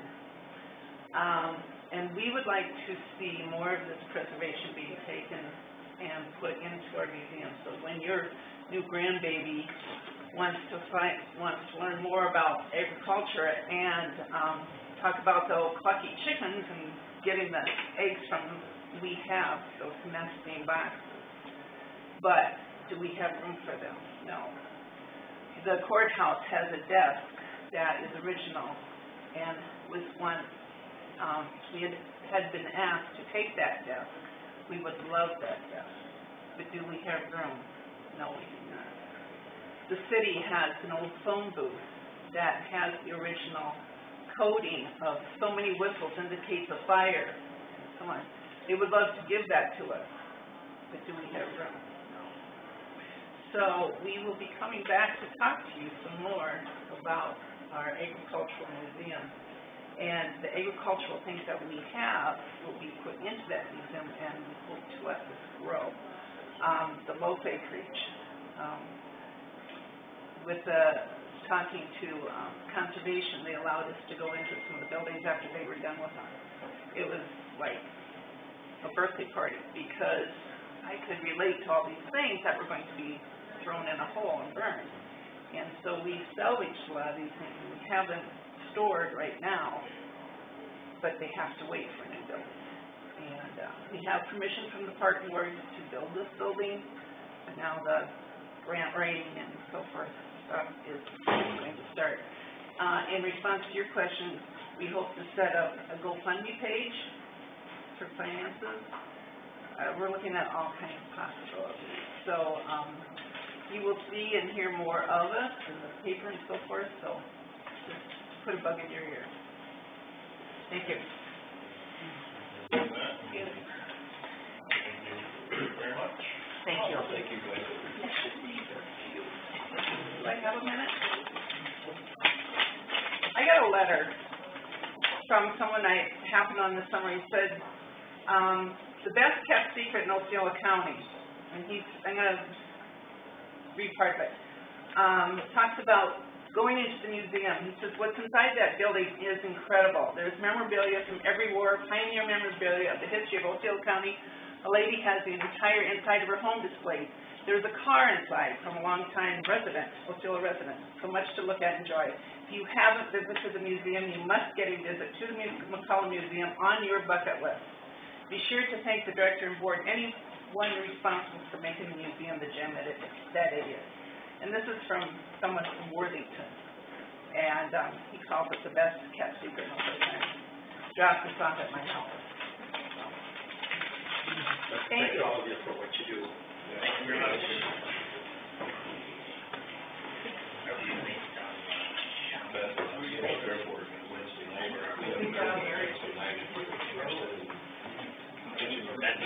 You don't have to, I just. I know what that is.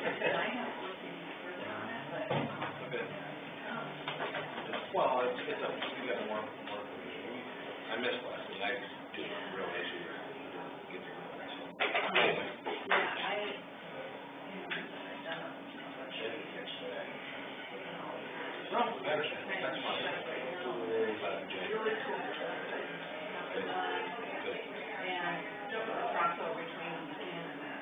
Yeah. And,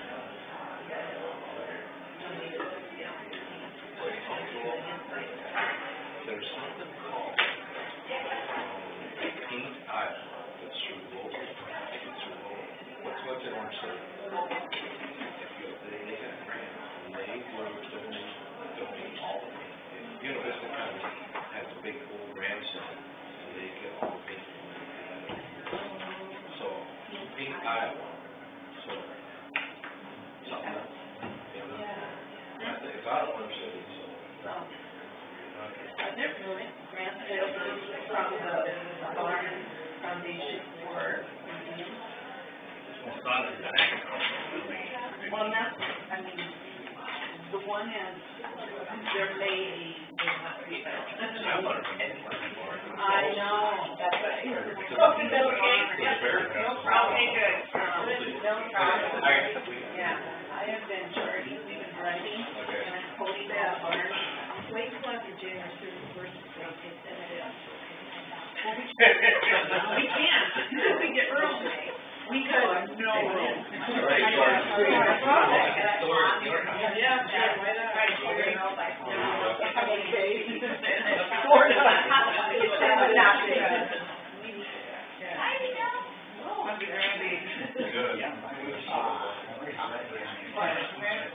Some of our members,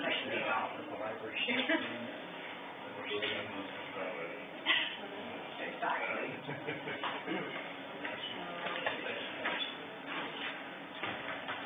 Gary, congratulations. I hear your grandfather was exciting. Did they have a little boy or girl? Little boy. Oh. Noah. Oh, that's cute. Nolan Lee. Yeah. When Josh was, state SFA, person, one of the other guys, his first name was Noah. Oh. I thought that was kind of a cool name. I'm pretty proud, so. Congratulations. Look at his face. That's awesome, Gary. Been waiting for a little while. I'm sure when they get there, you'll say. Oh, yeah. So the 10 o'clock item is the library's annual report. Looks like the girl gets the opportunity to take a seat this year, huh? Get the opportunity Well, I'm to gonna take a seat start, this year, and Tim is gonna, close, and the two of us are gonna talk, so probably will be, Do we have to switch? Yeah. you have to listen to both of us. That's a requirement. I don't think Mike will listen very much. Mike doesn't listen? Not very good. So you zone out a little bit? It goes with the main.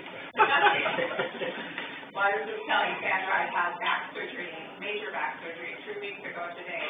And so one of the meds that they have me on, and I get really like, woo. So I told the gals when I left them, but I hope I don't say anything inappropriate. So if I do, it's a medication then. I mean, it helps a lot, but makes me take loopy. They're so weird. And I'm not used to being on any meds of any kind, so. Anyway, that's, should I go ahead? Okay. I just wanted to give a little update from the Sibley Public Library, and I want to start, of course, with a huge thank you to the supervisors in the county of Osceola County that, for your support that you give all 4 libraries. We so much appreciate it. Every year, the checks come twice a year, and it's just like a yay feeling when we get those checks. So thank you so much for your financial support and also your support in general of the 4 libraries in Sibley. I just want to give you a little update on some of the things that we've been doing at the library, and I know I kind of go over the same things every year, but we have some awesome programs at our library that really reach out to a lot of the people, and from little children to older adults, and then that's a really great thing for us to do.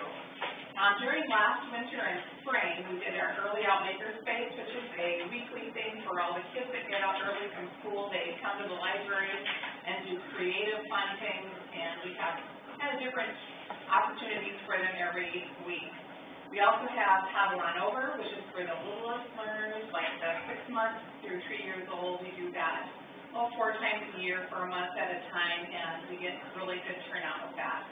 And of course, we have our weekly story time, Splash and Splat are our after-school programs that we have for the young kids that are in school. We also have a program geared more for our older people in Sibley. We have a home delivery. We go to the nursing homes in Sibley twice a month, bring them books, so they have something to read there at the nursing home.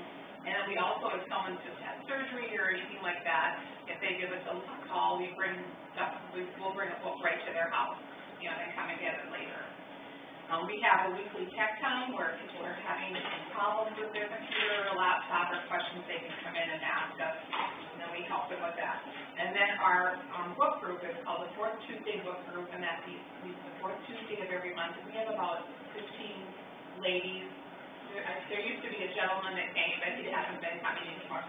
But it's a group that they read a book every month, and then they come and discuss. It's a really fun time.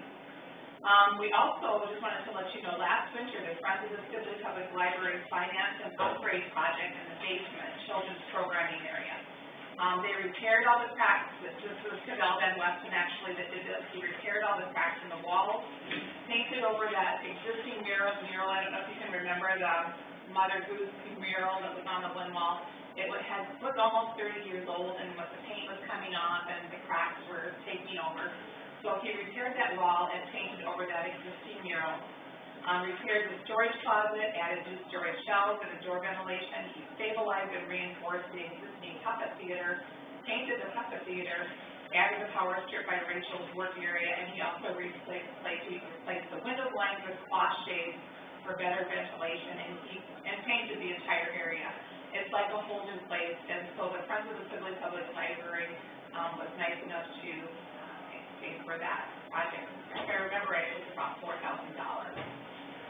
We also received a grant from the Community Foundation of Osceola County and purchased teen area furniture and hands-on activity wall units for the children's area. Those have been very popular. We also were lucky enough to receive a grant from the Lyon County Superboat Foundation. We were the last named call. I don't know if you've ever heard of that grant, but you know, you just take a chance that you might get it. Well, we were the last name. And we purchased iPads to use for online public access kiosks. We have a couple of kiosks now for people to look for their books in the library. Last summer, we had a wonderful summer reading program with weekly programs for all ages. We had over 200 preschoolers through 6th graders participate. Since there wasn't a pool, it's lots of kids at the library, so it was great. In August, we had a Harry Potter 20th anniversary celebration, which was a lot of fun. This past fall, all of our programs have started again, and weekly programs for all ages. Some of our exciting adult presentations include, we had Kim Heinen, which she showed us how to stage photos. We had an ISU extension speed swap. We had Darren Crow, who was a storyteller, really fun program. For the kids, we had Duke Otherwise and Drum Safari, that was for summer reading. We also had Jerry Barlow, he's a Celtic guitarist. ISU Extension Identity Theft presentation. Linda McCann, who's an author, she has a book called Prohibition in Iowa. She did a fantastic job telling about literally prohibition and how it affected Iowa and the different mafia groups that were involved. It was very interesting. And then we have Planet Earth Learn Discovery Night, which is a monthly group. Dave Keogh hosts that, and we just have a different DVD every month, and we've had 15, 20 people coming to that every month, so it's been really exciting. We also participated in local events, including the Sibley Downtown Trick-or-Treating, Sibley's Tradition of Christmas, and the annual Little Summertime Parade. So as you can see from the different things that I talked about, we have great outreach from the Sibley Public Library. We have about 4 times a year, we do a head count of people that come in and out during a given week, and that's approximately 500 people, which is amazing that in a given week we have 500 people that come in and out. And of course, yes, we count the UPS guys, so yeah, it might not be exactly someone that comes in and checks out a book, but we count every head that comes in and out, so it's kind of exciting to think that in a little town of 2,500, 2,800, that 500 people use the library a week. That my report basically. I just wanted to let you know that we're serving the city and county. We have a lot of county people that come into the library, and once again, a huge thank you, appreciation from all of the libraries, Ocheyedan, Melvin, Ashton, and Sibley, for your continued support of the library. Are there any questions that you have about the Sibley Public Library that I can answer? When I'm on that medication, Jason. You know what I mean? You guys better never know what I mean. What's Mike really say about me? Library questions, Jason. Anybody have any questions or comments or? All right, then I think we'll let Tim. No, you can go right there. If that's a sentence, I'll take it. All the heavy lifting, folks, scribbles those out. Yeah. I'm Tim Christensen, if you don't already know me. I'm the library director in Ashton. And first of all, I would like to say thank you for the supervisor's support in our financing and also moral support, because I know that you guys like the libraries. You're quite know them for sure because they've been in town. But no, I just want to say thank you. And also, thank you from the other three libraries, Ashton, Melvin, and Ocheyedan. We all, I think, are better because we have good support from our supervisors, and it's important to us that we maintain that good communication. Ashton, this past year, I haven't been there quite a year yet, but you caught me last year when I had only been there a couple of weeks, I think, and I got conned into talking.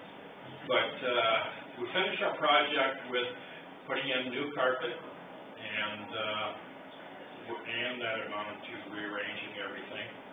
I had the help from community groups, 4-H kids, church kids, and another group of volunteers, which Larry was one of them too, and Howard is here with me also.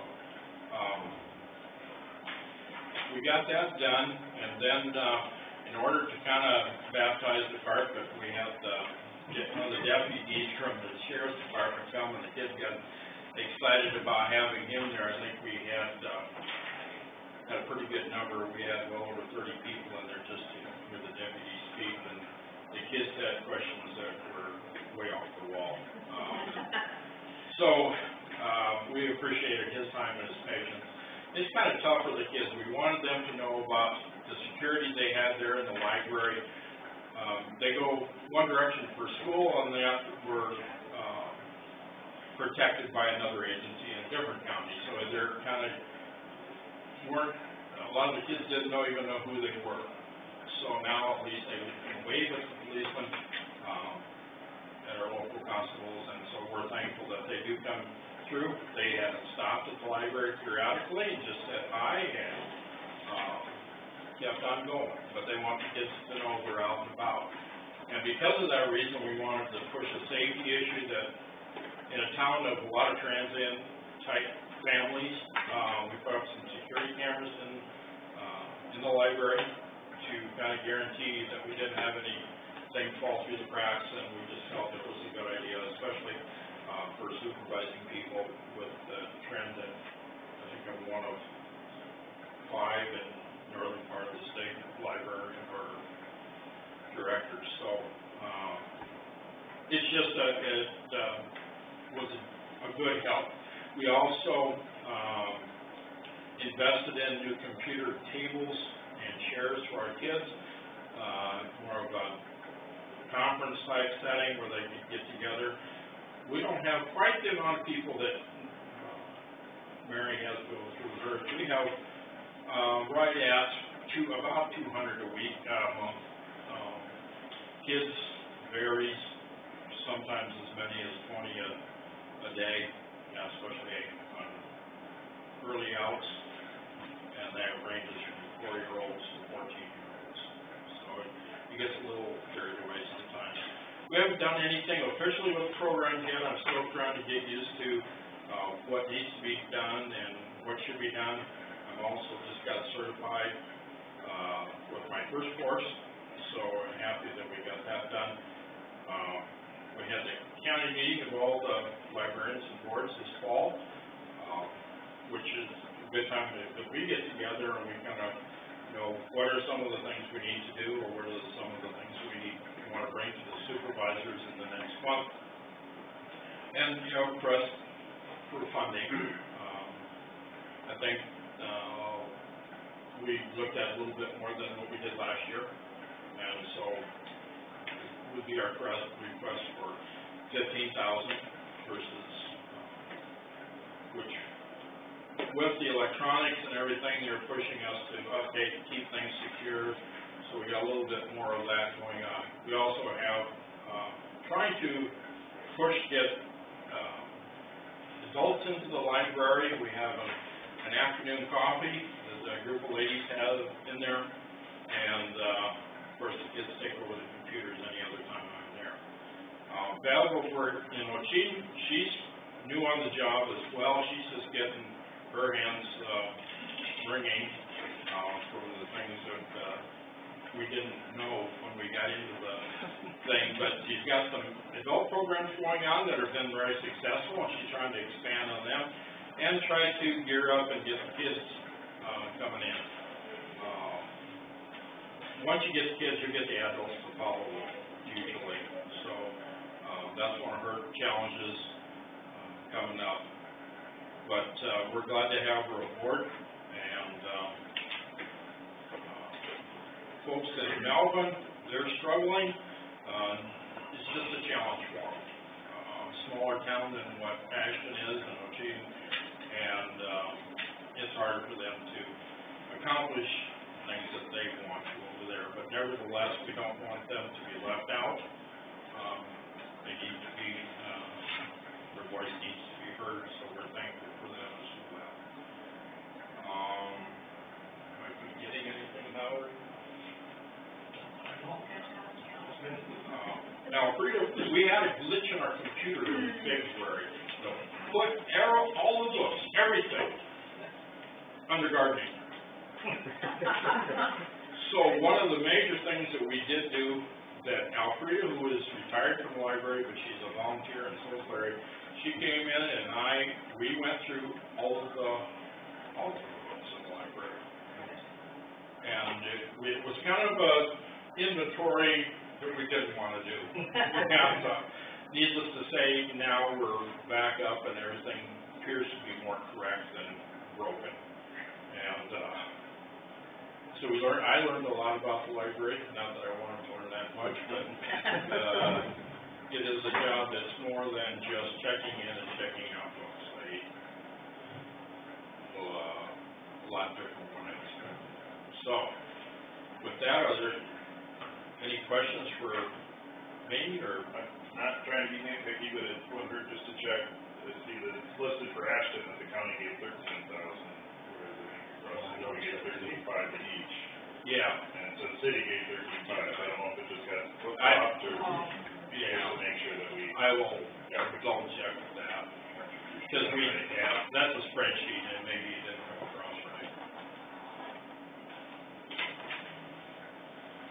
You get one, you can double it.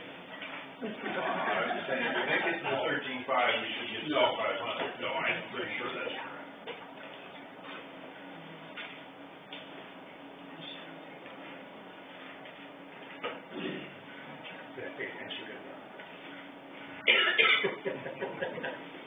Well, one of the other projects that we set up, and we're working more closely with the city council.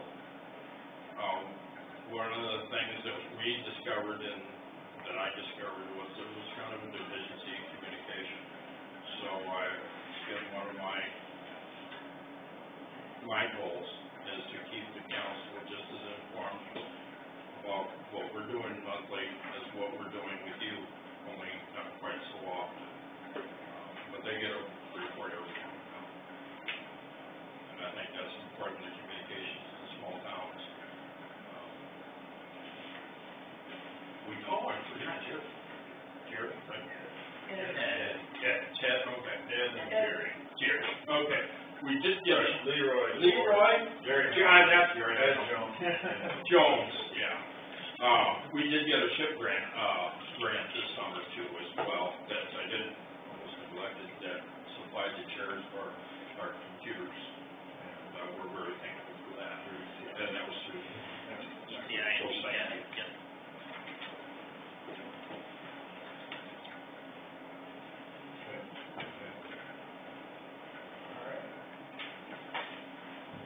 Further here? No, sure, this is a question. If there are ever questions, just ask. Because libraries are becoming the hub of information for the counties. That's where, especially small towns, they come in and ask where so lives, and they're asking who do I see, when did the supervisors meet? And it's just an ongoing information thing, and they expect us to be correct and informed. Never always read supervisors' minutes before you now. I did that. So, all right, I'm ready. Thank you. Thank you, everybody. I know they looked for a while. What's that? I know they looked for a while, but. Oh, yes, thank you. Yeah, I want to thank you guys too. I know that very stuff exciting, but I was hoping to talk today, so I was excited. But thank you. Yeah, it's fun, just trying to get the kids and adults back in the library after the little schools there. It was, I think, challenging to get those big numbers from the fourth graders who were there and Christian schools there. So, we're doing a lot of things with kids and adults too, trying to get them in there with adult classes and after school for kids too, so, working on building up the numbers. Good. Thank you.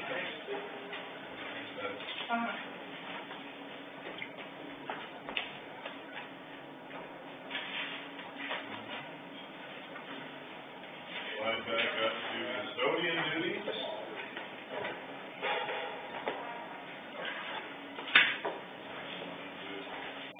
Start us off on that. Well, I'm looking for some help for night custodian. My wife's gonna be, not be doing this anymore. Her job is just taking too long, it's a full-time over there in the shelter. So she's gonna be resigning. So, just looking for somebody to replace her. To help with the next meeting. And I know it's gonna be tough trying to find somebody to do the hour and a half.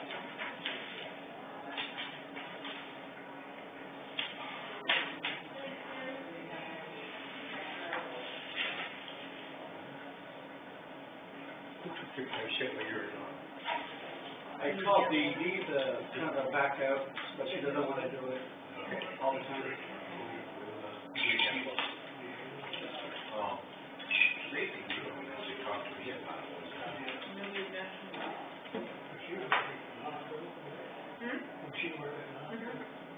Who was that?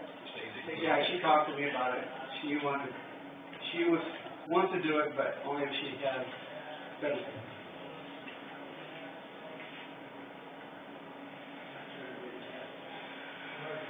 Yeah. Currently, the assistant bank lady is talking about how many hours? About an hour and a half at the most. Yeah.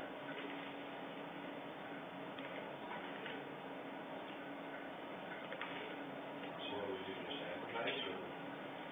Well, it's up to you guys what you want to do. Basically, he wants to give up the cleaning part, period. Because I don't think you're gonna find somebody to do an hour and a half on night So cleaning. then, what are we talking? As far as time? 3 hours max. Shouldn't be more than that. A day or what is Do it? the maintenance part, so I'm only doing everything else. I can do part of the cleaning throughout the day, but the nighttime cleaning, like the bathrooms, the stairways, making sure everything gets mopped, everything gets vacuumed in all the rooms. Well, it's ready for the next morning, whenever they can say, usually 3 hours a day.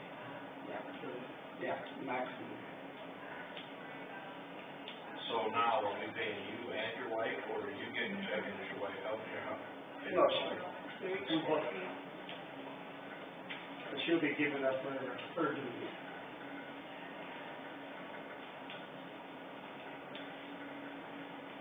That's the way, either way. Find somebody that wants to do it just a little better. And if you wanted to send you a letter, she's resigning, we can do that too. What if we advertise, like say we do Hopewell Corrections? Like if you sit down and work an hour and a half a day or 3 hours a day, Yeah. whatever works for, because some people probably want more than an hour and a half a day. Well, you put it down between an hour and a half to 3 hours max per night. That's for two of you. That's one person. Yep. But if somebody wants to do it for an hour and a half, that's all they want to do, I can, during my shift, I can get most of it done, but the final cleaning shouldn't take more than an hour and a half. Like the bathrooms, the mopping, and the vacuuming.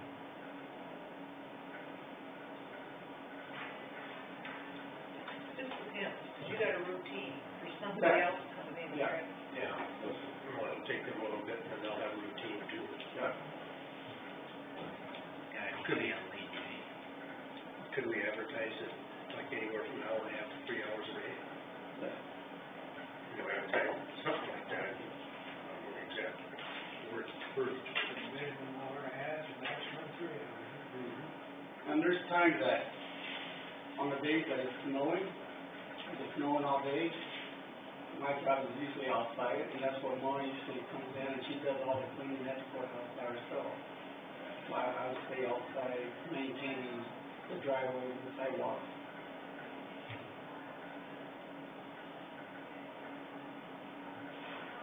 So then if somebody does it for 3 or 4 hours, will your hours get cut then, or how will that work? Yes. You know, There's times that I have to leave here by 9:30 because otherwise I'll have way too much hours. Like if there's a lot going on outside. I'd say advertise for anywhere from an hour and a half to 3 hours a day, and see what we get done. Start there. Gotta start someplace. Yeah. To do it. Might be somebody out there that just wants to have 3 hours a day or something. Yeah. And years ago, I was doing 3 hours a day. If we were to separate out the cleaning entirely, you had just saying it got 3 hours a day, are we talking that it's eligible? He would still be. He would be, was the cleaning position, he wouldn't be. Well, no.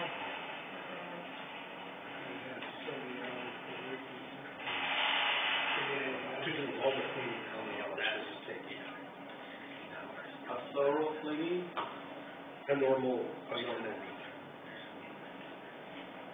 For one person. 3, what? 3.5 A day. 15. Times- Yeah. Times 5, so you're looking at 15 to 18 hours a week. Yeah. But it all depends on the outside and the elements too. There'll be days that you don't have to mop, and that'll be maybe 2 hours.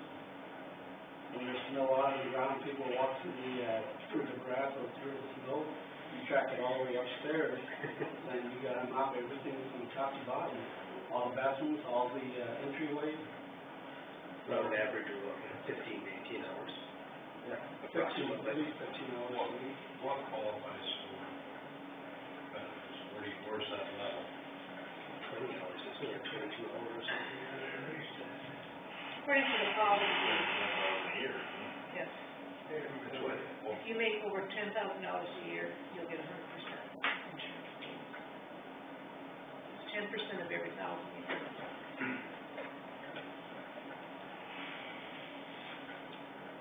That chick, this is $4,000 a Pardon? Yeah. Well, no, that's everybody. That's enough personnel cost. Yeah. How much is that an hour? Well, it just depends. It's 780 hours to 15 hours a year. So what are you gonna pay, 15,000 or 15,000? Let's say that's, I don't know what the hour. Say 15,000. And if you put in 3 hours a week, 45 hours, $11 per year. So then it'd be benefit, eligible for benefits at 15 hours a week.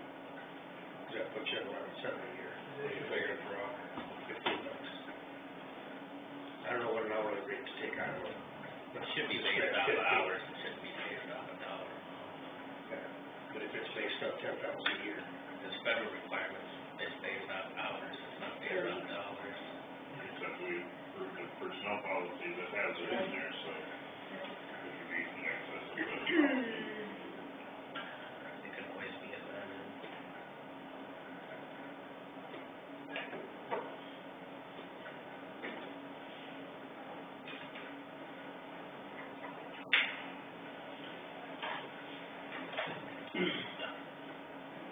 If that's the case, I can get it, I can talk to the state.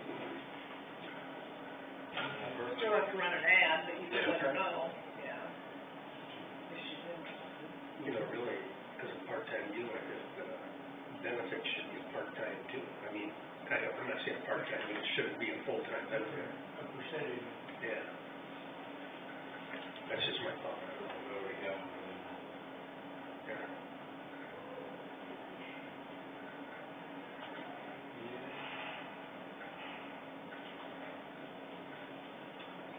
I'll let you put it in the paper and then we'll. That's, yeah, if that's gonna change, or we're considering changing that, I don't think we should advertise, so policy is clear, it can be stated. Kind of muddy. Yeah, but I'm Portland.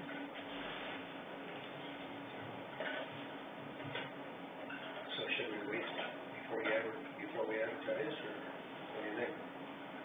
So do we have to have this, when is she quitting? Whenever we hire somebody. So if we don't hire anybody? I tried that, and it only worked for 5 years. We could advertise that we're seeking assistant cleaning positions, that would be about an hour and a half potentially, if we get someone interested. Yeah. What's the harm, whatever they can do during the day in preparation, And that'd give us, if it doesn't, then, yeah, we need to go down a different road, but that'd give us time to change hands up too. papers would love us doing 2 ads rather than 1, and possibly 2 approaches. Then we should get after getting that handbook changed too. Changed how so? Change it to hours, not hours. What makes it benefit eligible.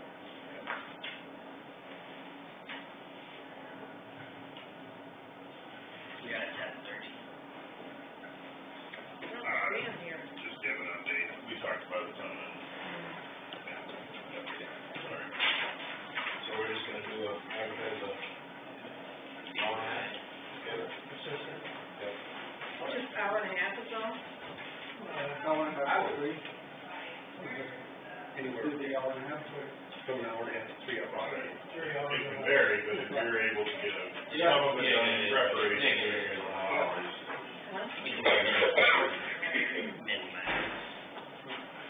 Especially somebody that knows how to keep their mouth shut.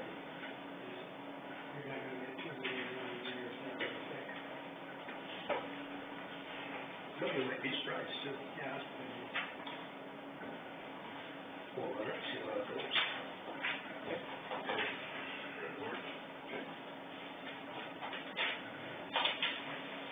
The 10:30 item at the last Board of Health meeting, Steve and Clyde was sanitarian, one of the well and cistern things requires a signature, and it's a state of the Board of Health as well. He was requesting the Board of Health approve to be even a signatory for the Board of Health.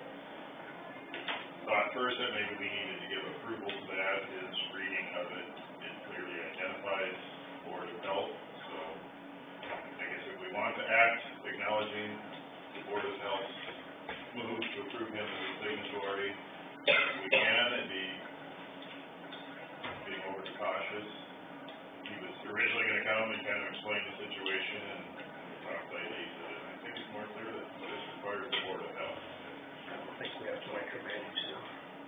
Can you be a signatory for? They did give the approval to that, he's just worried since the county has say over the accounts as well, then maybe the county needs to give the approval, but further reading or thought on it, he thinks Board of Health approval should be sufficient, but if we want to accept and acknowledge or approve the Board of Health's designation as him as a signatory, we can. Whatever you guys think, I don't think it's really necessary, but it would be a exercise of caution. Support and approve the designation of the signatory by the Board of Health. Yes, I make motion to support that designation. Okay. Second. Further discussion or more time to confuse it? Or? All those in favor signify with aye. Aye. All those opposed, same sign. Okay. Who did that, Stefan?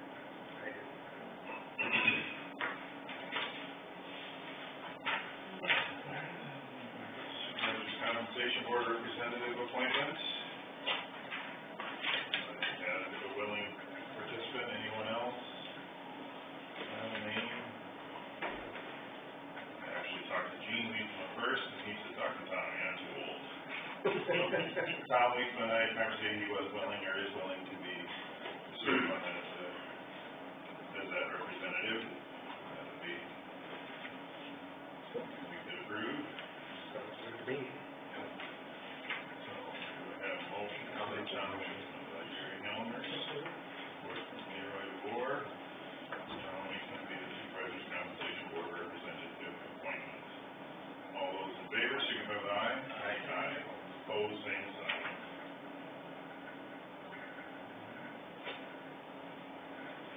And the next item, discuss, consider recommendation of Comp Board. I gave you guys a brief background on what's getting me started on that. Generally, we've kind of allowed the Comp Board to come with what they'd like, and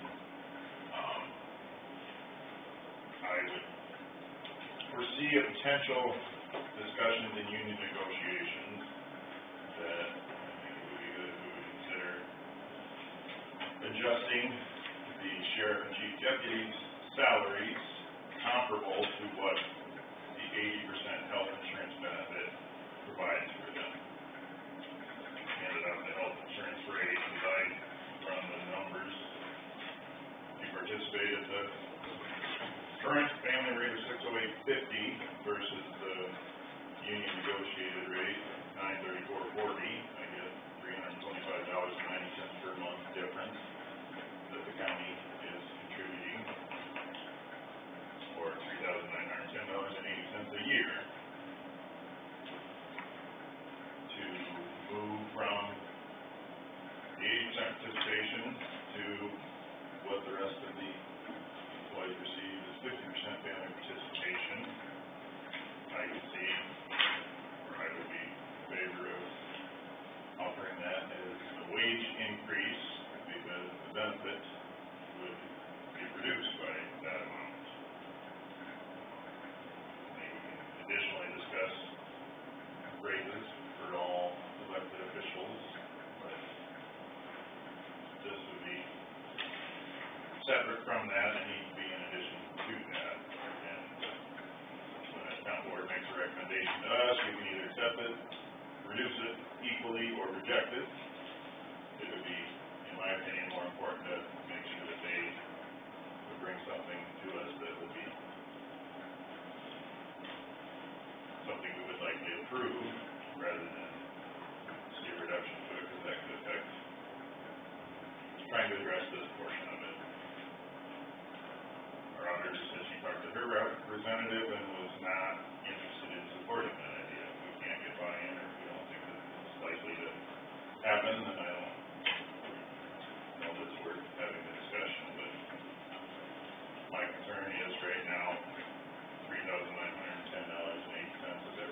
potentially every employee covered by that. It's something we have no say over how much it increases. I'd like to move it to an area that we have more say in. Does that mean that the sheriffs will move to the 50%? That doesn't mean they'll move to the 50%, does it? That would be, I would expect that to be the case, but that would be part of it. So you're counting on them? It would have to be contingent upon that happening. And I don't know for them to accept that. That was, technically, I think the sheriff and the chief deputy should not have the union negotiated benefits available to them. They're not part of the covered agreement. My understanding is it has been the practice for many years, and they made a good point that likely when someone moves into chief deputy position, it's more often like going to come from someone that was covered by the union negotiation, so it would be difficult to see a step backwards to try to take a new position. This would, in my opinion, address that. If it's not something that we favor, then I think to cross T's and dot I's at budget time, I think we should acknowledge or in our minutes show that we do extend the same family participation to those two positions that the union covered employees are getting. I think personally I'd have a hard time backing that. That's just my thought. I just don't like giving the insurance company another almost $4,000 a year to tell us what we have to spend more on. I would rather have us addressing that. If they go along, and they go along. I don't, personally.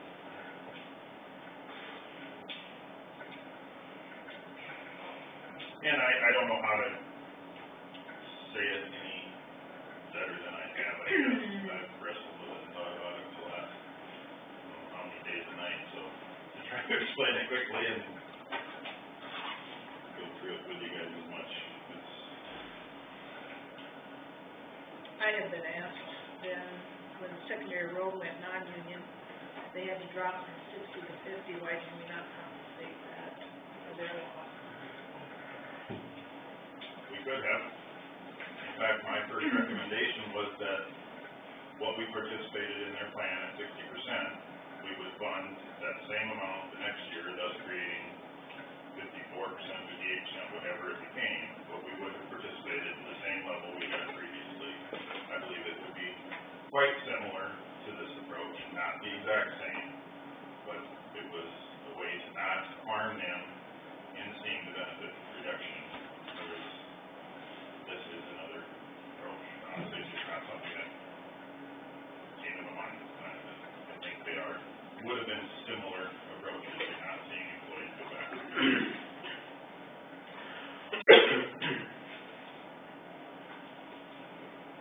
I don't know, I guess you know how I feel, so.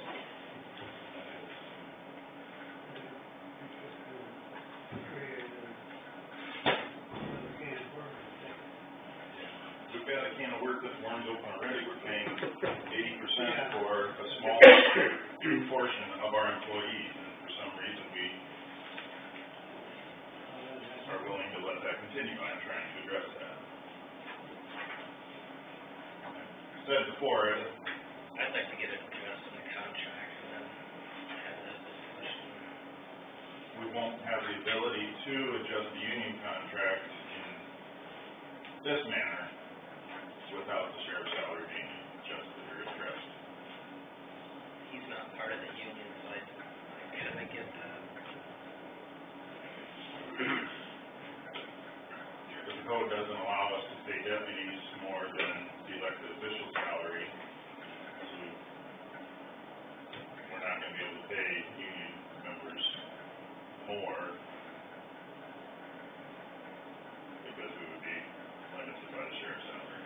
I wouldn't think we should do a two-tiered benefit program either, because it's kind of the same program. What's that? If the code doesn't allow for you to do it that way with wages, I'm kind of at a loss of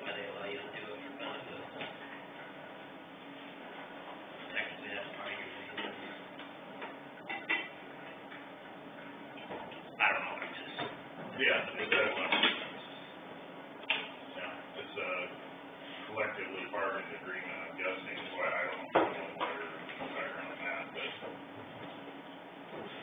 through union negotiations, you can increase.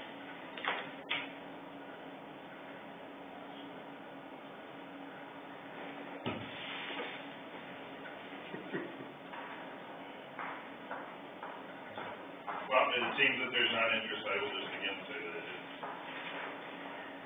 I don't like varying levels of participation, and I don't like leaving it to the insurance company to dictate on a greater amount what we're forced to pay.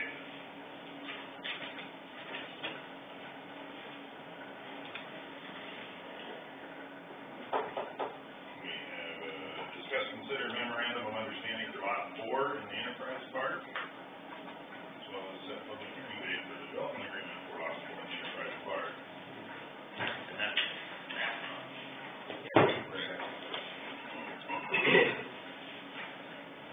Basically, 2 weeks ago, guys, I talked to you a little bit about that. I have permission now to use his name. Chris Hurlbert is planning to do that Snap-on tool operation out there. He's looking at a 48 by 60 building, insulated steel building, having a small receiving area and office out there. Turnkey cost of the building is about $138,400 that he got from Ackerman's. He figures, with the extra cost, it'll probably be over $150,000 that he put into the building. I did talk to him in the MOU. If, it's not one of our bigger buildings out there, but the practice has been to try to recoup the $9,000 per acre within 7 years of taxes there. If he signs a minimum assessment agreement for $117,000, basically with the formula we've been using, that will take care of the taxes in 6.9 years. If it goes a little higher than that, of course it'll be there. I did talk with his banker. They have pledged already verbally that they have committed to finance the building for him out there. So, in short, I think Chris would like to move forward on that. If you guys are interested in that, I think we need to go through the MOU. And do they have a copy of that, Barb? The MOU sent out. I'm sorry, I didn't bring copies.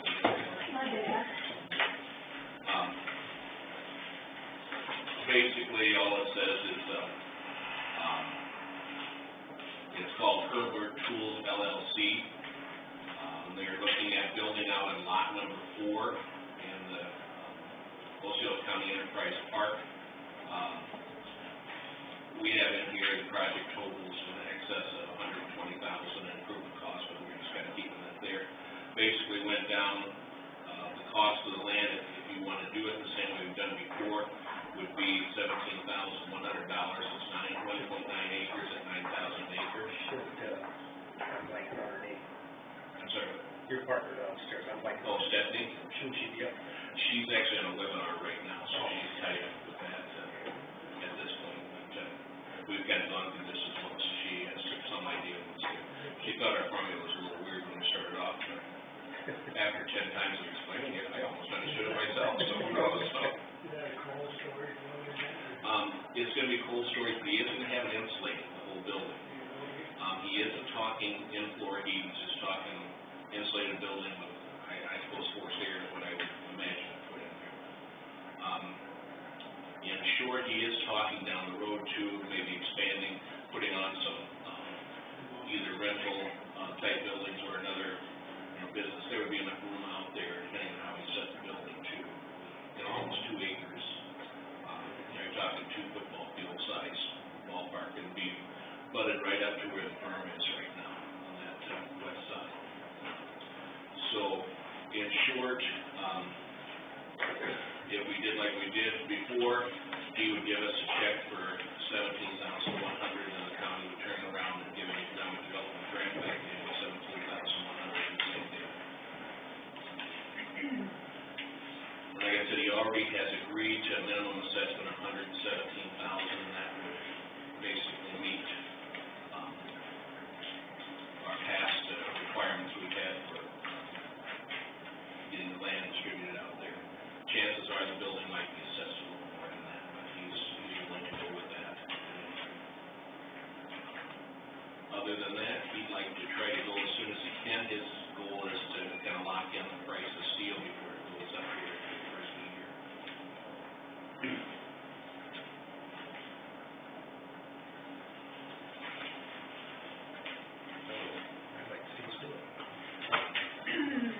We still would have 2 lots remaining out there, and then you do have the outlots to the north if we ever decide to go that route.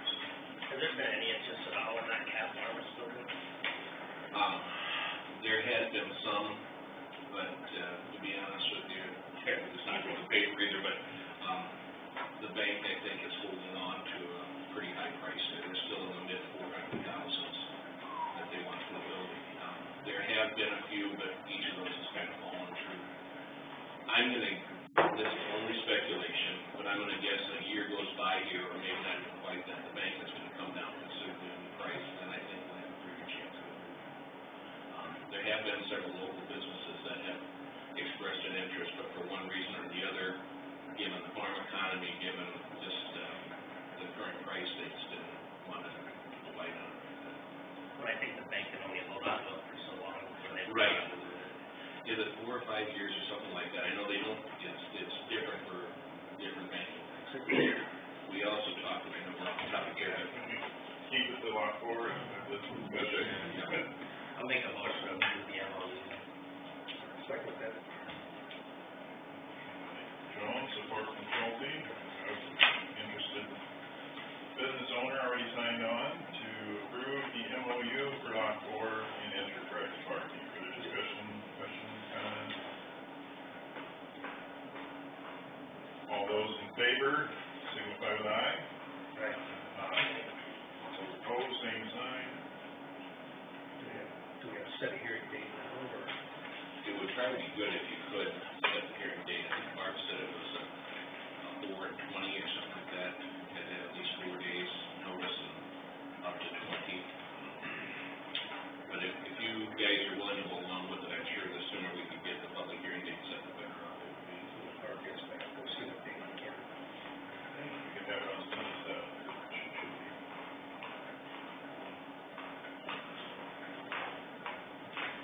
Public hearing, Let's bring my calendar. should be able to hand out the 27th, shouldn't we? Or do we need to go out for?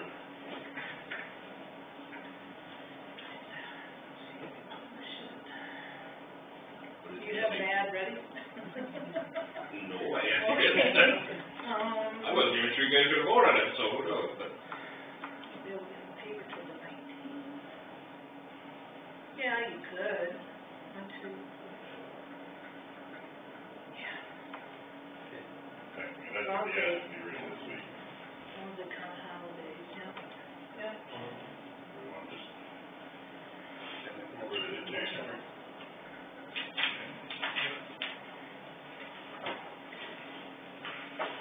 Motion to set a public hearing date for the development agreement for lot 4 Enterprise Park for December 27th. Yeah.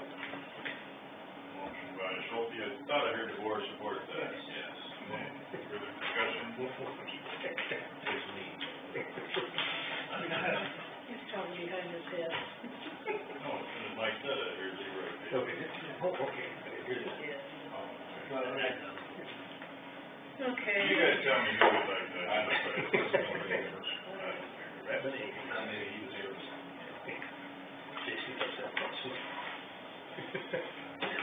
That's all that day, is it okay? 9 o'clock? Okay.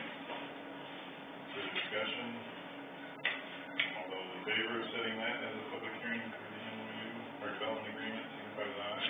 Aye. Those opposed, same sign.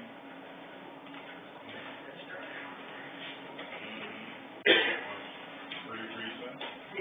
What is his formal business name? Hurlburt Tools Is that what it is? Incorporated, or LLC. Hurlburt Tools, HURLBURT, Tools, LLC.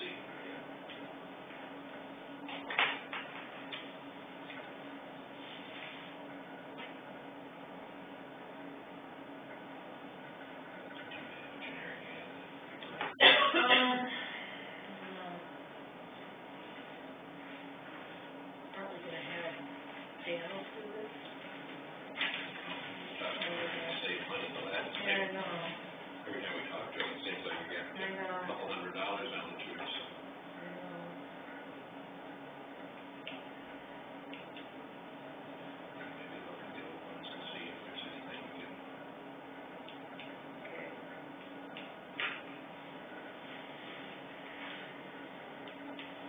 Given the fact that we, amended it the last time, we shouldn't have huge. I can look up Langston and, well, yeah, Lana. Those are-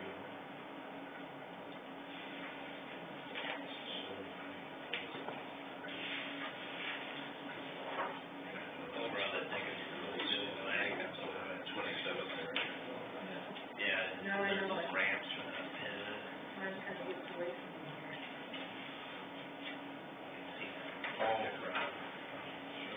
So I think it's that piece off to the south. So maybe if she's still on. Painkillers. What did they give her? I expect they waited this long to Oh. say something about it, 'cause that was way back in June. Well, that's a good point, she probably shouldn't be. So if you see a strange little caddy moving down the road, get out of the way, so.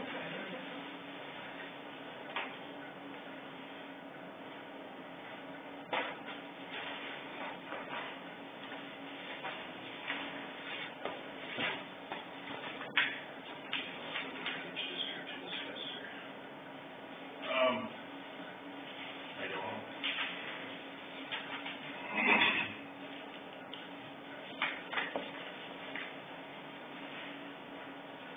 Do a little bit more picture, so I understand you were trying to get information out of someone that's been medicated and stuff. Do you remember enough to tell you? That's what I think came up, right? We had a nice discussion about you. What? Well, I'm sure, everybody knows that anyway, so. Once you get those drugs going there, it kind of loosens up the tongue pretty good, so. A number of weeks ago, Dickinson County reached out concerning an issue on Joint Drainage District 3.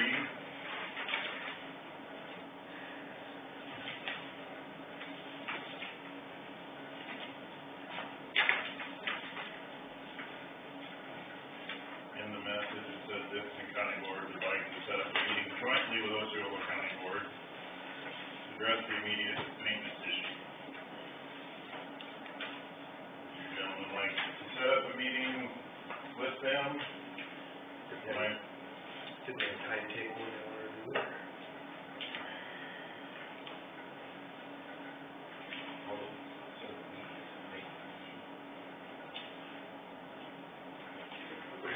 I guess I think we should set it as a. my opinion is if it's a maintenance issue that we're required to maintain systems to the standards that they were built to, I don't know why we have to meet to approve that. Landowner asked that when the maintenance was done, that they put in a surface drain pipe. And to me, that would not be maintenance, that would be an improvement, that meeting would be necessary.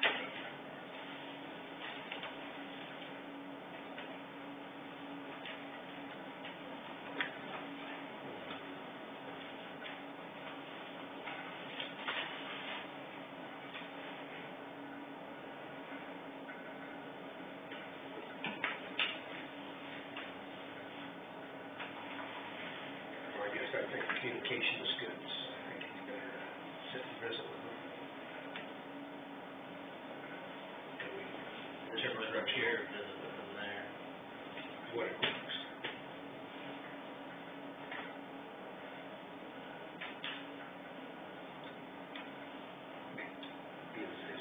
The question is, if he went to them, is it, it's joint, is it? No, he went to Dickinson County, and then he came here. He was the next county. Yeah, Dave George.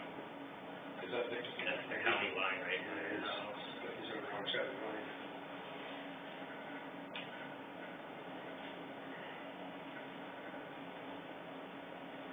So then,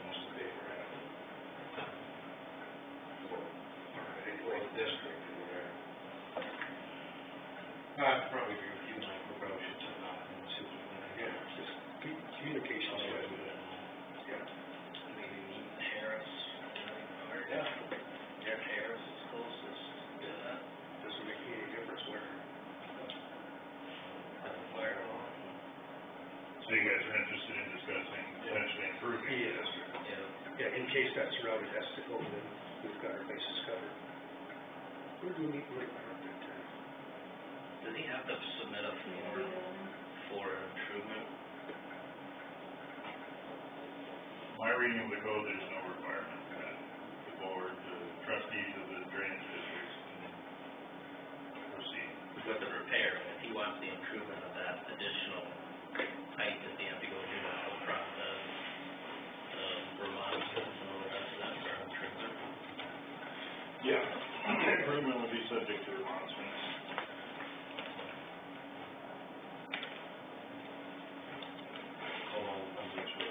Yeah, that's why they, at least we're covered. That's my point. If we aren't wanting to improve it, my reading of the code is that we are required to maintain it.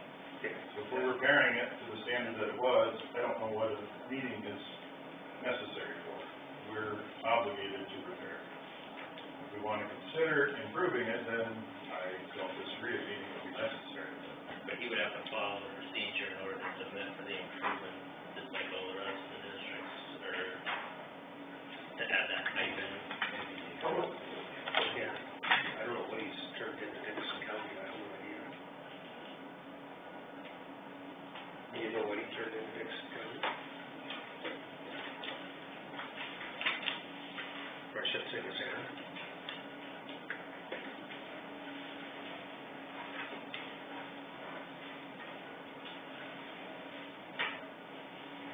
$468,126.4, A and B, it says, for improvements, when the board determines, it makes no reference or requirement for a petition or any sort of formal process.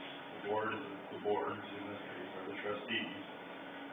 We can initiate the discussion or thinking, because we received a petition, we can initiate it because someone told us there's a problem, that's my reading of it, that there's not a requirement of a petition or a form or anything. But there's a difference between a repair and improvement. Yeah, there is. And he's contemplating signing an improvement petition.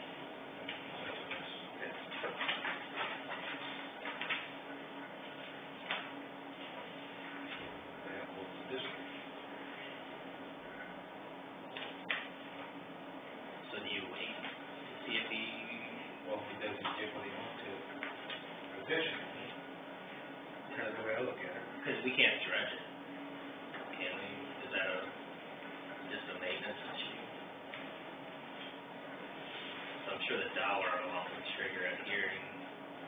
Yeah, but we're still required and obligated to return it to its original capacity and design. And they expressed some concerns about dredging the whole ditch, but I, again, believe that would be a maintenance issue that we would be obligated to do.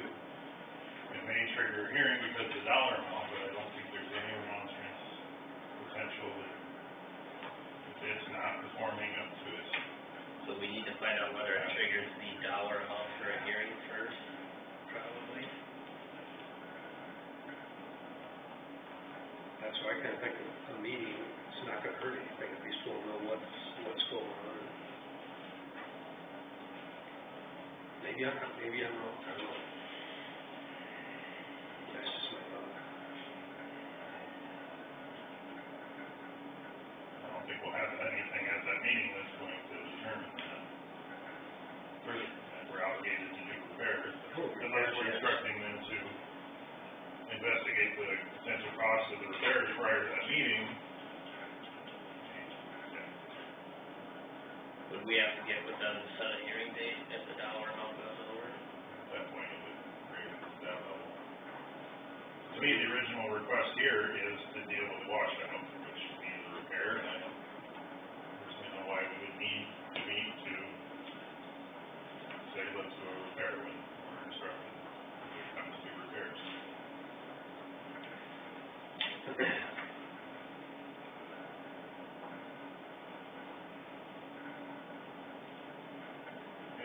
meet, what would we like to recommend to them or suggest, or when?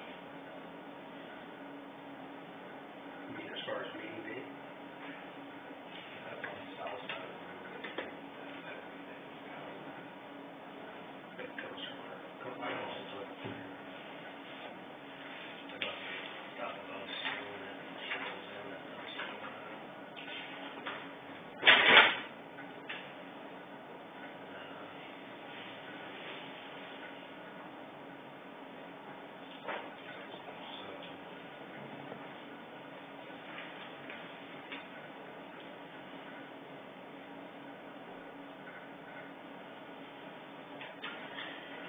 So that would be this stretch.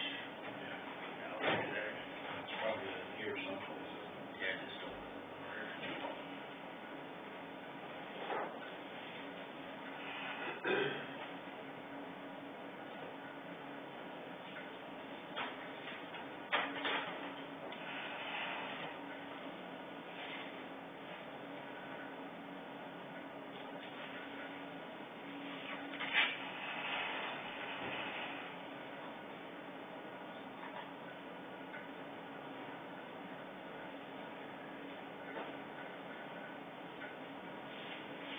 Just a question. So if we maintain repair, then can he come back the next month and then petition to have a, what was he called? Drainage tile or whatever in there? Improvement.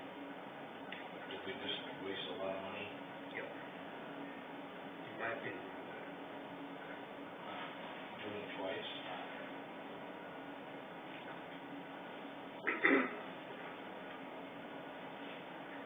I'd like to know if he's gonna sign an improvement petition.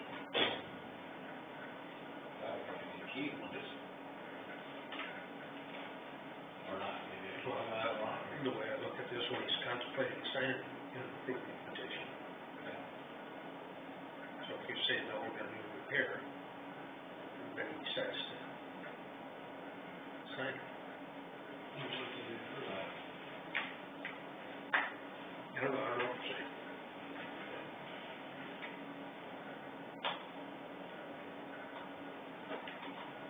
That's why I think if we can go over and visit with him, have him in there, and find out what his intentions are.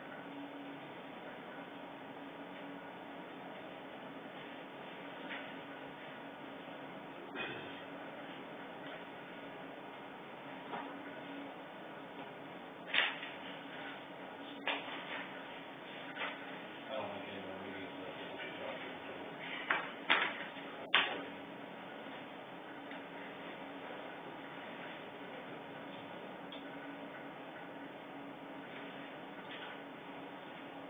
Well, there's also supposed to be some follow-up on joint one that still has yet to happen.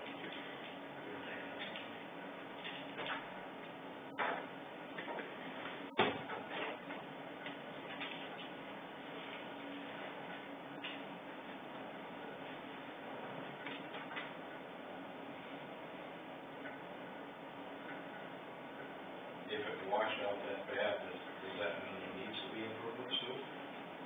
We'll just do it again?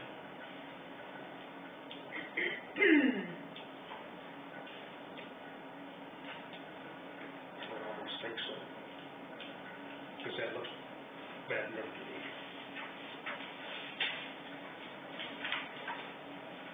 Although I don't know what it was when it started either. Without knowing that, it's kind of hard to.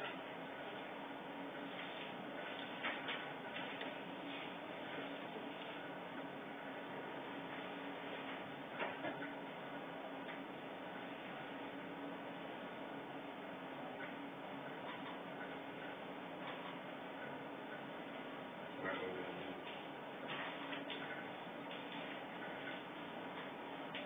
Or we could take Aaron Lombeck's advice and at least talk to their engineer. And see what. Do what? On the front page, Aaron says that we should talk to their engineer, maybe we should do that first.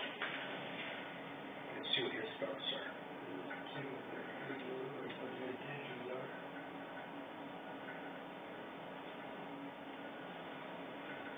I made that request in preparation for this meeting. That's the lane for call back to their engineer.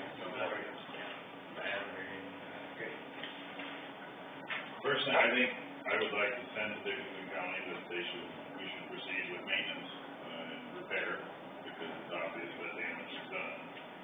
Even if we want to consider improvements, my experience with the process is that it's probably not gonna be done before there's planting in the spring, so I believe that farmer should have access to that portion of his field that maintaining it or repairing it would provide, regardless of improvement considerations. As to what it washed out, I don't know, potentially, if you dredge the whole waterway or drainage ditch back to the original standards, maybe it wouldn't have washed out. I don't know. I don't think they put a lot of stock in that theory, but I'm guessing it's not performing to the original standards, so then it would again be a maintenance issue that we proceed with, but the improvements are probably worth considering. Board members I talked to seem concerned about considering improvement and then adding that to the assessments at this time. Then repair would be that's where you're going. I don't think we need to meet to do a repair, but. Well, to do a repair, I agree. Because that's, you're gonna be happy with the repair, and that's, we don't know that, do we? I can talk to David and ask him where this stops from, whether it's a file or Okay. Yeah, we can always meet.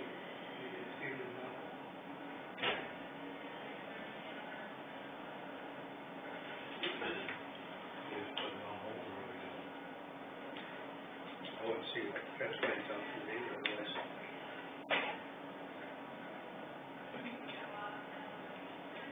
Wait for, to be put back on the agenda then. Okay. 15, I think we'll come back up. Sorry, 27. Number 27. I'll give him a call. Jason, don't put it back on the 27th, and fix it on the answer. Okay. Okay, yeah, good news and bad news. Good news is Sharon had, Vanguard come in and take a look at the mill, and we originally figured everything up on 11.1 million assessed value. She said it's gonna be probably 12 or more, which over the course of the 20 years adds about $370-some thousand in tax revenue that probably would be helpful for this project there. It's about $18,700 a year, and that's kind of before some of the things, so that's just rough figure. That's the good news. The questionable news is, Barb, you want to handle this out? Sharon was going ahead and setting up the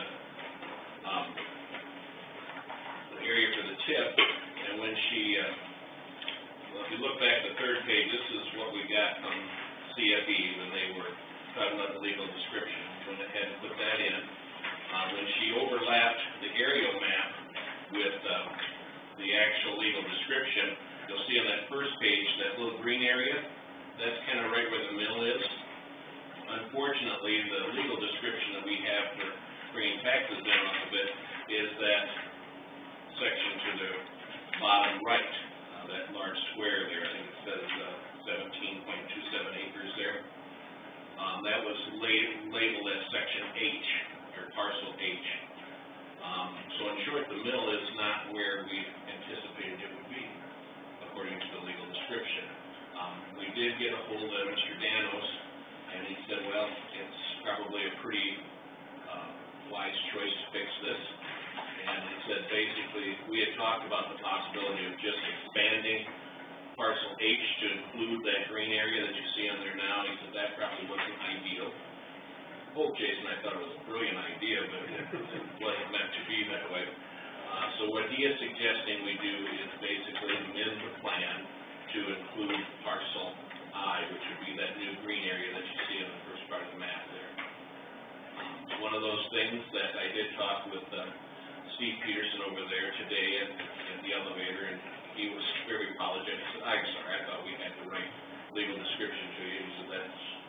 definitely where the mill is at, it's probably not gonna be moved now, so. So in short, they're aware of what, we're doing, I just didn't want it to show up in the papers that all of a sudden we were looking at amending the plan, but according, Jason, if I'm speaking correctly, what John Daniels said, it should not be a big issue to, basically survey that. It'll probably be about a $500 surveying cost to get that in there, and I think he has to, from what Sharon told me, he has to drive 5 new pins in to, get the starting points and that. And then after that, we go through the process of amending the plan once again, which we all enjoy doing so much, might as well continue doing it, right? So I apologize about it, guys, I don't know how we could have had it come to this, but I think you might want to be able to tax the mills and pay for a smaller road project we've got going over that way. I think the best we could do it. Additionally, where that lot I is technically in the ethanol plant, you are. There's a part of it, yeah, that's in there. Part of the process would be to amend or to. The way I understand it, ethanol. Remove that Yeah. parcel from, or part of that area from the ethanol plant. Ethanol plant is done next year. Next year it should be done, so then we should not have a problem with them claiming that. And it's a small portion of that there, but it's still there. And that drives poor little Shell crazy, thinking that we'd have to do that, but. Keeps her toes. So what else did I miss here, Jason, on that?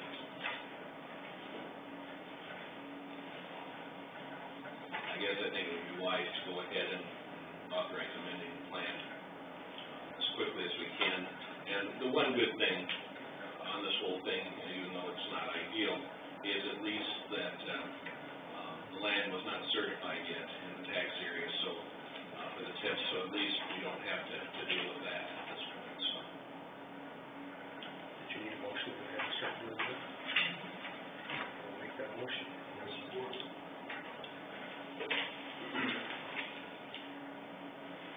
Have a motion and support to do that. Any further questions or discussion concerning the needed actions? So all those in favor signify with aye. Having a hard time, don't go right to your face.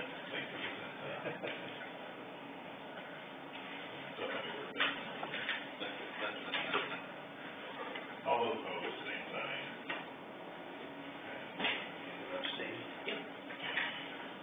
You know, keep in mind too, as we look back on this mill project, I know we've had bumps along the way on a lot of different things here, but they are looking at 28 total jobs, 18 new jobs over there.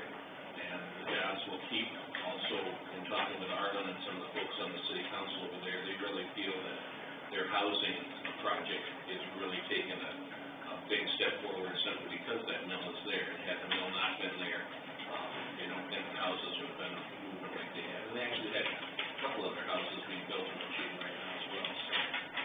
So I think there's a lot of positives there, but unfortunately, one more hiccup along the way, so. Do I have to keep the secret future? No, don't have to unless you want to. But yeah, when Sharon first showed me that in the morning, that she did the little map and showed where the mill was and where the partial H was, I just, oh my. Not ideal. There is also a chance too, guys, Rob and Steve have been talking to, they're planning some more building in that area. And so that will hopefully, as time goes on, as those come onto the tax rolls, that should help with the project as well. I don't know exactly what timetable they're talking on some of those, but there's several substantial building projects that they're considering in that area right now, so. All right, well, thank you guys. Thanks, Mike. Mike, that meeting got you out here by almost by noon, so hey.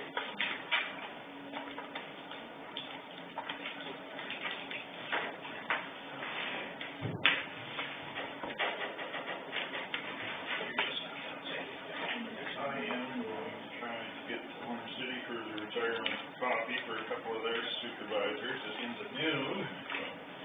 So much for discussion on the claims. Oh. Tell her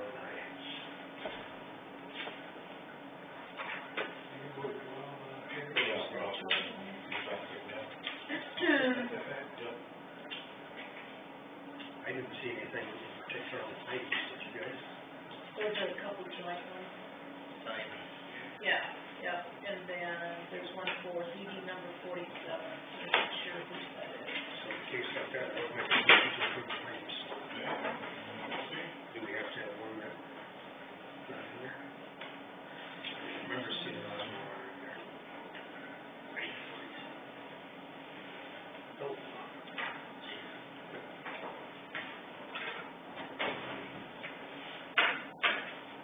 Should be there. I'm gonna show you something.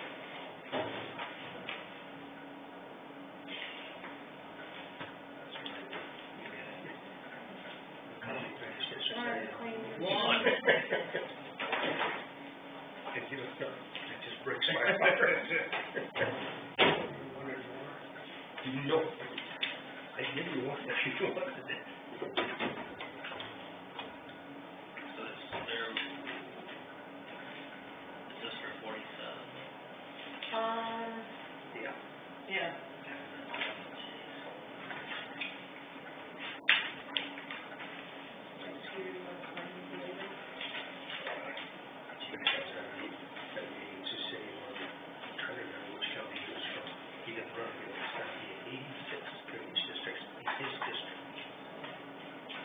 Shoot, that's all you guys have.